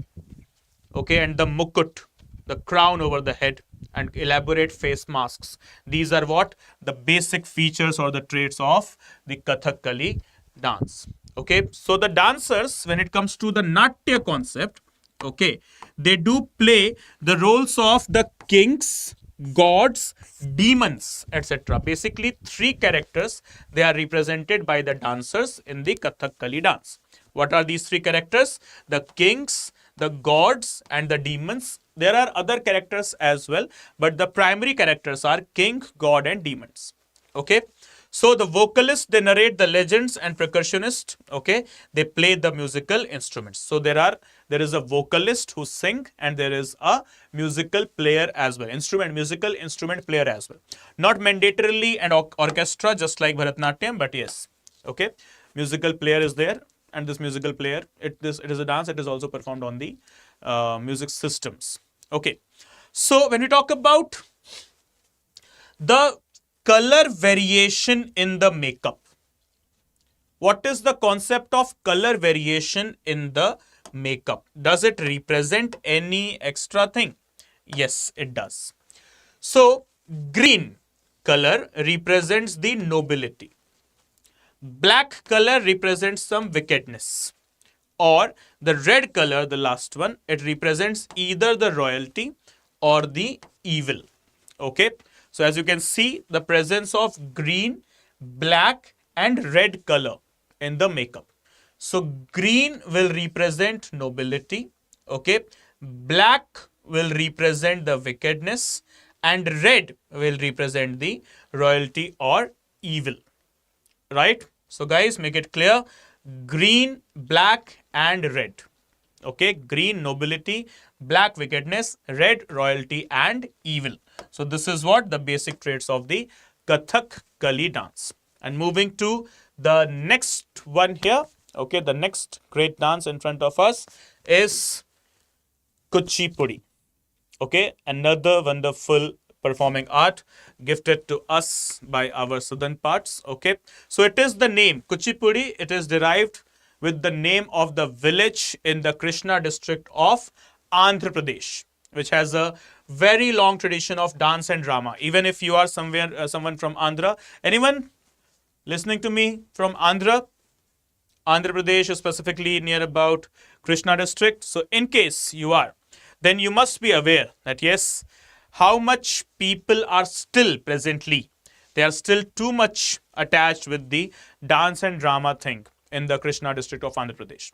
Okay, so the actual name of the dance, okay, what was the actual name of the dance? Okay, it was Yakshagana, the generic name. Okay, it was what? The name Yakshagana originated during the time period of 17th century. Okay, and the one who originated was Siddhendra Yogi. Okay, he was much inspired by his teacher, his mentor, his guru. His name was Tirth Narayan Yogi. Okay, so who initiated it? Siddhendra Yogi. Okay, Yakshagana style or the Kuchipudi style, Siddhendra Yogi. And Siddhendra Yogi was taught by his guru, his mentor, his teacher, that is Tirth Narayan Yogi. Okay, now as you can see, Leela Tarangi, okay, Krishna Leela Tarangi, it was something which was a type of a concept of a poem in Sanskrit. It was composed by Tirth Narayan Yogi, through which Siddhendranath Yogi or Siddhendra Yogi, he got the inspiration and he established or created the dance of Yakshagana. Okay, Yakshagana, that is Kuchipudi. Then the dance is either performed as a solo item or also as a group performance. Okay, the dance could be either solo or could be performed in the groups as well. So what are the different sorts of name of this dance? So the solo items, okay, when it is performed as solo, so it is named as Manduka Shabdam, the story of a frog. And the other name, it is the Bal Gopal Tarang. Or we have got one more name, that is Tal Chitra Nritya. Okay, so these are what? All solo performances of the dance. When it is performed in group, it is known as Kuchipudi or basically the Yakshagana. But in solo, when it is performed, it is named either of three. That is what? Manduka Shabdam, okay, first, Bal Gopal Tarang, second, and Tal Chitra Nritya, third. Okay, so it could be either of the names if performed solo. Next, classical dance. Okay, next wonderful aesthetics. Okay, here we have Mohini Yattam, or the dance of Mohini. Okay, what is this all about? The basic features. Mohiniyattam, or dance of Mohini, that represents the incarnation of Lord Vishnu. Okay, it is one of the solo classical dance. Okay, where Kerala. Okay, so Kathakali Kerala, Mohiniyattam Kerala, Kuchipudi Andhra, Bharatanatyam Tamil Nadu. Okay, originated there. Now, references of Mohiniyattam can be found in a book. Okay, Vyavahar Mala. Okay, this book, that is Vyavahar Mala, was written in 1709 by a very famous writer, that is Mazmangalam Narayanan Nam Putiri. Okay, so what is the name? Mazmangalam Narayan Nam Putiri. Okay, he wrote a book. Name of the book is Vyavahar Mala. In which year? 1709, which provided the reference of what? Mohini Yattam. Once again, the name, okay, Mazmangalam Narayanan Nam Putiri. Okay, what is the name of the book? Name of the book is Vyavahar Mala. When it was written in the year 1707. Okay, and then we have got the another name as well. Okay, Ghosh Yatra. Okay, written by poet Kunjan Nambiar. So remember guys, the reference of the Mohiniyattam can be found in the text, that is Vyavahar Mala, 1709, Mazmangalam Narayan Namputiri, and another name we have got the poet Kunjan Nambiar. Okay, that is the book Ghosh Yatra. Okay, right? So it was structured into the present day classical format by Travancore kings. Specifically, the major name was Maharaja Kartika Tirunal, and his successor Maharaja Swati Tirunal. Okay, so two names are there who patroned this dance, the two kingdoms actually. Okay, the two kings actually. What are they? Maharaja Kartika Tirunal and his successor Maharaja Swati Tirunal from the Travancore. Okay, the Travancore kingdom. Okay.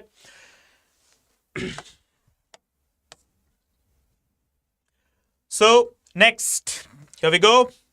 Odissi. So name itself is clear. Odissi as in from Odisha. Originated from Odisha. So here we go. What are the basic traits or the basic features? The major subject of performance, they are the lores of incarnation of Lord Vishnu.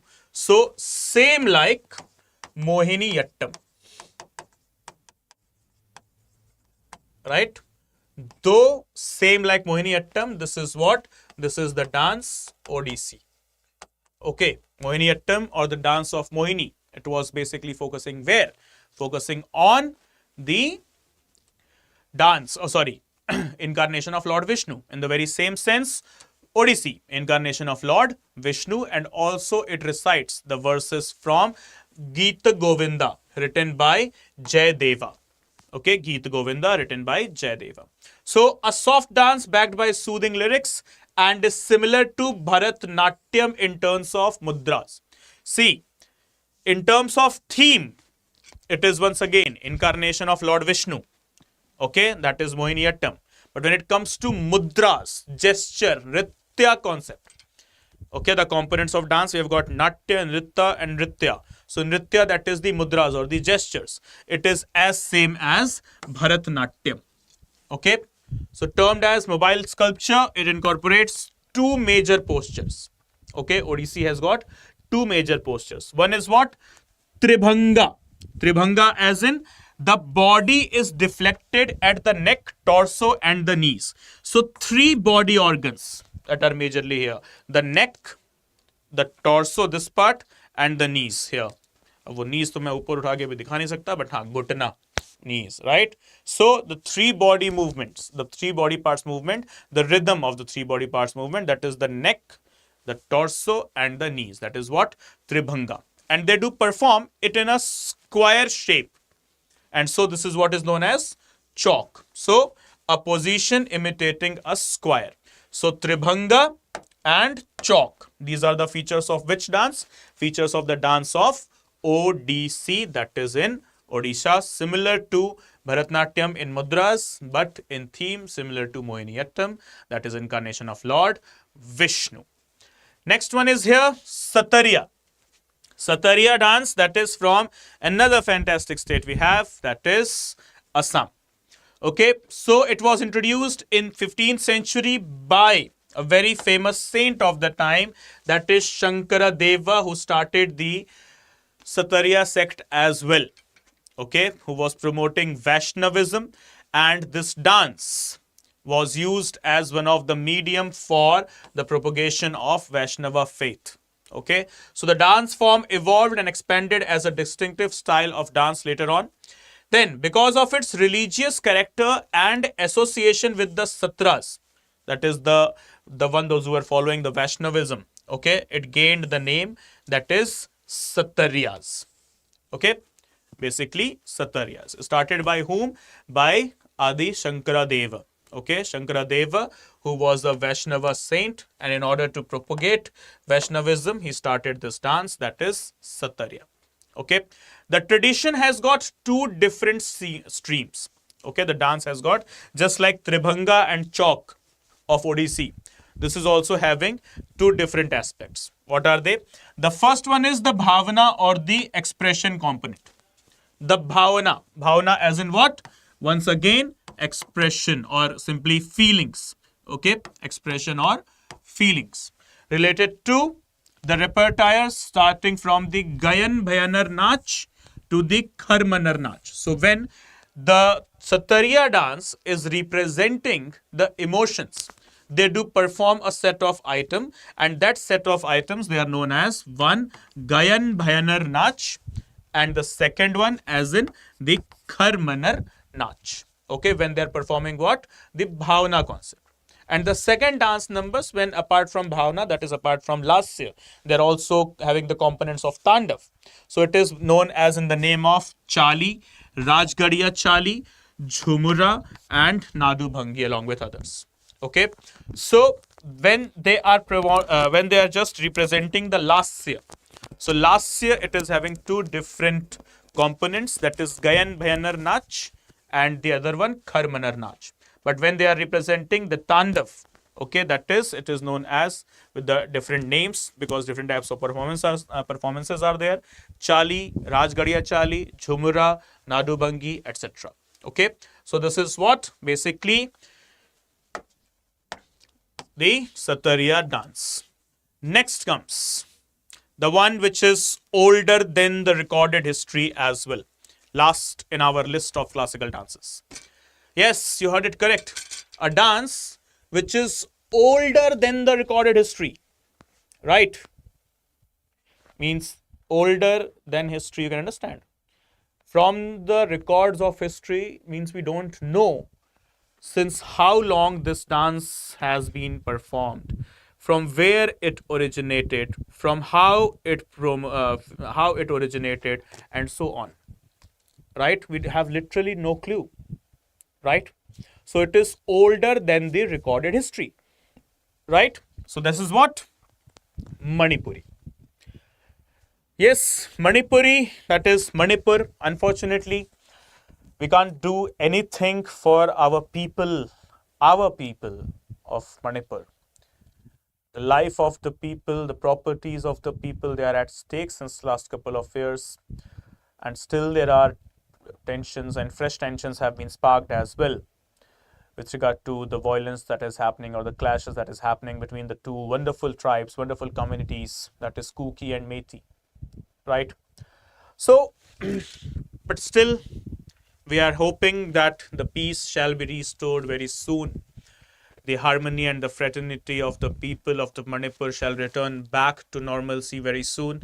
And fingers crossed, and hoping that the government machineries, the administrative machineries of our nation will take the prompt and affirmative actions quite soon. So let's hope for the best, guys. Fingers crossed, and all sympathies with the people of Manipur, and all support to them as well from my side. Right? So, talking about now the dance of Manipuri. The Manipuri dance, as stated, can be traced back to the ancient times that go beyond the recorded history. It's prehistoric thing. The dance okay, in Manipur is associated with rituals and traditional festivals. There are legendary reference to the dances of Shiva and Parvati, goddess Shiva, goddess Parvati and god Shiva, along with other gods and goddesses. They are represented in the Natya version of the dance, that is Manipuri. So basically, they are representing what in the dance? They are representing Lord Shiva and goddess Parvati. Okay. Next, the principal performers. Who are they? Okay, so the principal performers, they are termed as Maiba and Maibi. Maiba as in the male priest, and Maibi as in the female priest or the priestess. Okay, so the principal performers, they are whom? The Maibas and the Maibis. Okay, that is the priests and the priestess respectively, who reenact the theme of the creation of the world, how the world would have been created. They represent this through their wonderful dance, that is Manipuri. Okay, so Lai Harauba, it is the earliest form of dance that is still being played. Okay, and it represents the merrymaking of the gods, which literally means Lai Harauba, okay, which means literally the merrymaking of the gods. And on the very same theme, okay, the Maibas and the Maibis, they represent the Manipuri dance, and also they represent, they enact the creation of the world, how the world would have been created. Okay, so guys, I think it's fair enough now. Have we discussed major of the themes? All clear? Yes or no? So before ending the day, before ending the session, okay, let's go ahead with the quick revision. Okay, with the quick revision of all the things starting from the first topic we had. Okay, so that we can have, a proper connect with the topic, right? So we started the day with the temple architecture. Okay, temple architecture, that is, we have discussed that there are three major segments, though other segments are, or other differences are also there, other sorts of structures are also there. But the major one being in the temple architecture, in the Hindu temple architecture, that is the Nagara, North, Dravida, South, Vesara, hybrid or mixture of both, that is North and South, that is Nagara and Dravida, and specifically Vesara originated in the Deccan region. Okay. Next, the basic form of temple architecture. What are the basic form of it? Okay. So when we talk about the basic form of the temple architecture, it is Garbhagriha. Okay, it is present at the sanctum. Okay, that is the major particular theme. Okay, the major deity that is mentioned. Okay, Garbhagriha, that is the sanctum. Then we have got the mandap, that is colonnaded, or it could be portico shape. Okay, then we have got the next one, that is shikhar, that is the temple tower. Then we have got the antaral, or the vahan here. Okay, that is the mount or the vehicle of the Devi along with the dhwaj. Okay, then we have got what? We have got the amlak, that is at the top of the temple. Okay, the stone disc-like structure. Then we have got the kalash, the topmost point of the temple. Okay, then the vestibule, that is the antaral. Okay, that is the transition area between the temples. Next, the North Indian temples, that is the Nagara temples. Okay, yes, dear Bulbul, just wait. I just showed my Telegram channel name here. Just hold on, I'll come back to that. Okay, so the Nagara temples. What are these Nagara temples? Here we go. The basic differences with the Shikhar, Latina Prasad, Famsana, and Vallabhi. Okay, so Latina Prasad, that is more slopey. Famsana, just like the women of the south. Okay, and Vallabhi, that is vaulted, or the sanduk shape, right? So Latina Prasad, okay, slopey and bit bulgy. Okay, this is how the Latina Prasad they do look. Okay. Next, Famsana. Okay, this is what? Actually straight bodied, just like women in the south. This is what Famsana looks like. Okay. Next, what we have got? We have got Vallabhi type. Okay, Vallabhi, that is vaulted. Okay, looks like a vault or a sanduk. Okay. Next, what we have got? Famsana. Okay, Famsana. Dravida temple architecture. Okay, Dravida temple architecture as in the south. Okay, that is, we have got some basic differences. What are the basic differences?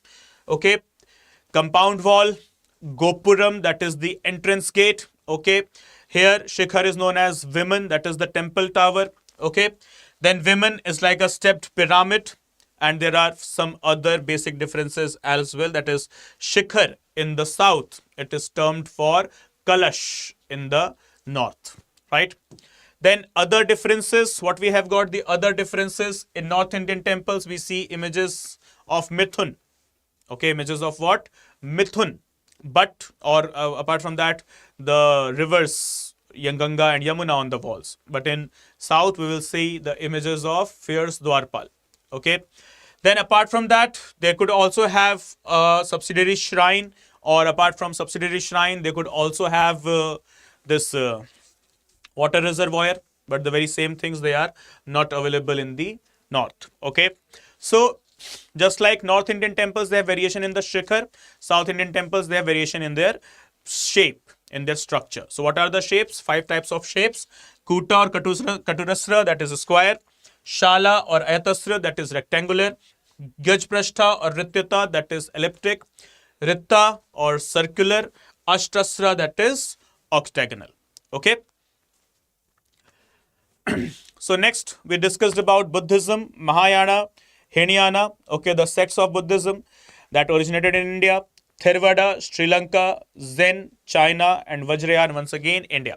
So Buddhism obviously started with Gautam Buddha. Okay, when he was 29 years of age, he left his luxurious life, 49 days of meditation, attained what? Attained the concept of Bodhi. Okay, and then he gave the first sermon that is known as Dharma Chakra Parivartana. Okay, simply, okay, where in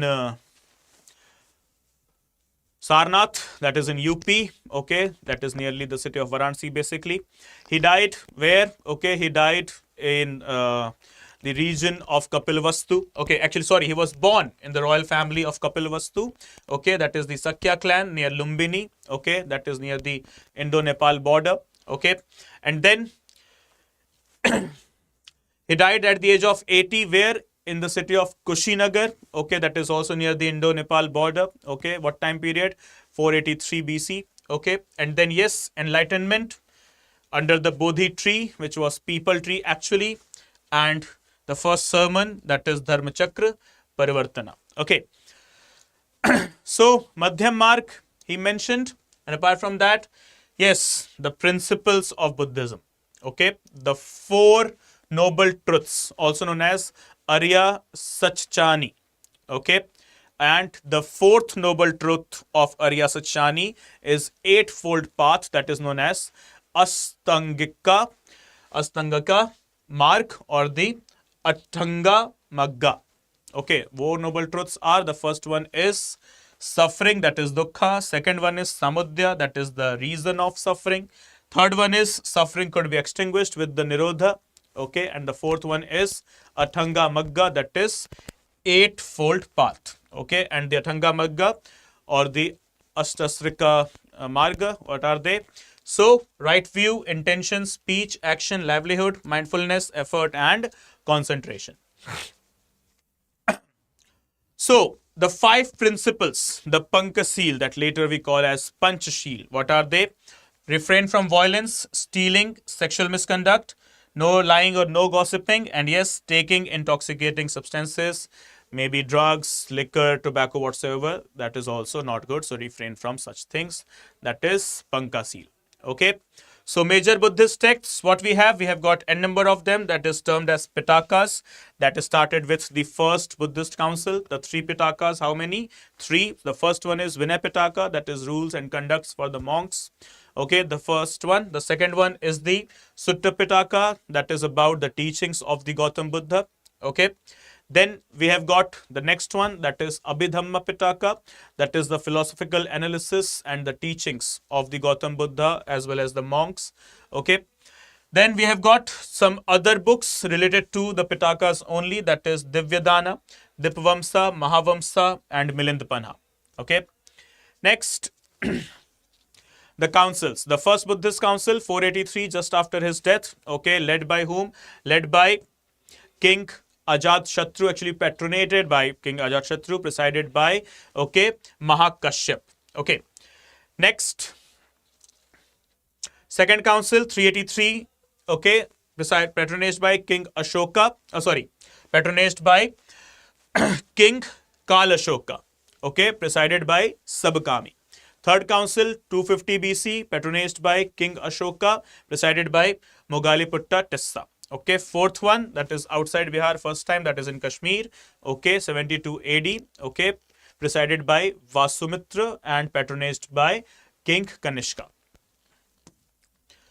Okay, so Mahayana, greater vehicle, India. Okay, Hinayan, lesser vehicle, India. Mahayana believed in idol worship. Hinayan doesn't believe in idol worship. Then comes the next one, Theravada. Okay, originated where? Sri Lanka. Okay, closely related to the Hinayan itself. Next one, Vajrayana, that is vehicle of the thunderbolt, also known as Tantric Buddhism. Okay, and the last one, Zen, that is this time it is in Sri Lanka. Okay. Then we have got Jainism, okay, from Rishabhnath to Lord Mahavira, 24 teachers of Jainism, that is Tirthankars, okay, and these Tirthankars, they have created the principles of Jainism, okay. Tenets of Jainism, what are they? Right faith, right knowledge, and right action, okay. And then comes the last one here, the 5 doctrines, that is Ahimsa, Satya, Asteya, Aprigraha, and Brahmacharya. So the 2 sects of Buddhism, that is Digambar and Shwetambar. Digambar, they follow all 5 of them. Shwetambar, they follow first 4 of them only and not the 4th one, that is Brahmacharya. Digambar, okay, they originated when the section, okay, it came when the famine happened in the region of Bihar, okay, from where Jainism was also promoting, okay, and it was led by someone, his name was Bhadrabahu. So when he came back after 12 years of famine, he saw some differences in the principles of Jainism, and so from there, Digambar and Shwetambar, they originated, okay.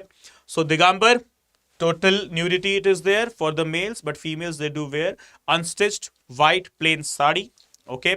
So Digambar, they are a bit orthodox and they believe that they do not, the women, they cannot achieve liberation, okay. And apart from that, yes, the major subsects, Mulsangha, Bispantha, Terapantha, and Tarapantha or Samayapantha, right.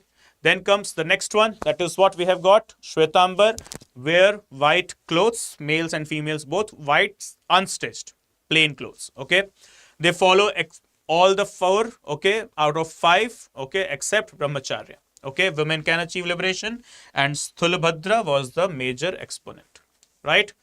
So Jain Council, first one was led by Sthulabhadra itself in 3rd century BC, exactly time period unavailable, and the second one, it was 512 AD, okay, it was held by or presided by Devardhi Shamastramana, okay. So classical dances. What we have just we discussed, okay. So guys, I believe everything is discussed, and here we have come to the conclusion of the first marathon of our art and culture. So guys, wherever you wish to connect, you guys are free to connect with me. पानी पीना है, हाँ सही यार, पानी तो पियेंगे और खाना भी खाएंगे ना, it's lunch time, right, Arun? Okay. So guys, wherever you wish to connect, you guys are free to connect with me. Let me know, okay, what's the nice place to connect. Okay, if you want to connect over Telegram, so it is in the name of study_with_Praveen. Okay, so guys, just take the username correctly. Okay, study STUDY_with_Praveen PRAVEEN. You will get my Telegram channel. Okay. And if you wish to connect over Instagram, okay, so Instagram, it will be Praveen Mishra _2107. Right. So please go ahead with that. And yes, guys, please make it clear that you subscribe to our Study IQ IS English channel that is made specifically for you, okay, just for one purpose, to serve you at the best, right? And yes, this is the first marathon class. We have got 2 more marathon classes to discuss, okay, where we'll be discussing other chapters like Indo-Islamic architecture, Indian paintings, classical music. Then we have got the Mauryan, post-Mauryan and the Gupta architecture. We have got the chapter of Indian classical music, okay. So these are the chapters that are yet to be discussed. Okay, guys, I hope I'm all clear. If there is any doubt, please do let me know before concluding the session. Any questions, guys? Yes, please. Any doubts?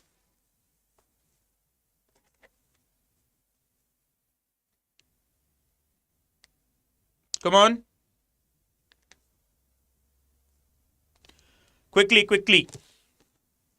No questions, no doubts. All clear from everyone. Okay, nice. Okay, guys, so that's it for from my side today. Yes, all clear. Perfect. So thank you so much for watching, guys, and do please provide your feedback into the comment section as well. What's your feedback? Okay, how much you have loved the session, and feel free to connect and let me know your doubts. Okay. Yeah. Okay. Do like the video, and yes, subscribe to the channel as well. Okay, guys. Yes, Samrat dear, will have the current affairs class. Okay. In separate session, we'll be discussing current affairs as well. Don't worry. Okay. I understand prelims is approaching and we need to cover up as much as we can. Yes, and we shall. Okay. So guys, okay, let's call off the day. Okay, and see you all tomorrow morning sharp 9 a.m. in the Hindu analysis class. Thank you so much, guys, for watching. Good day. Bye-bye. Take care. Jai Hind. Jai Bharat.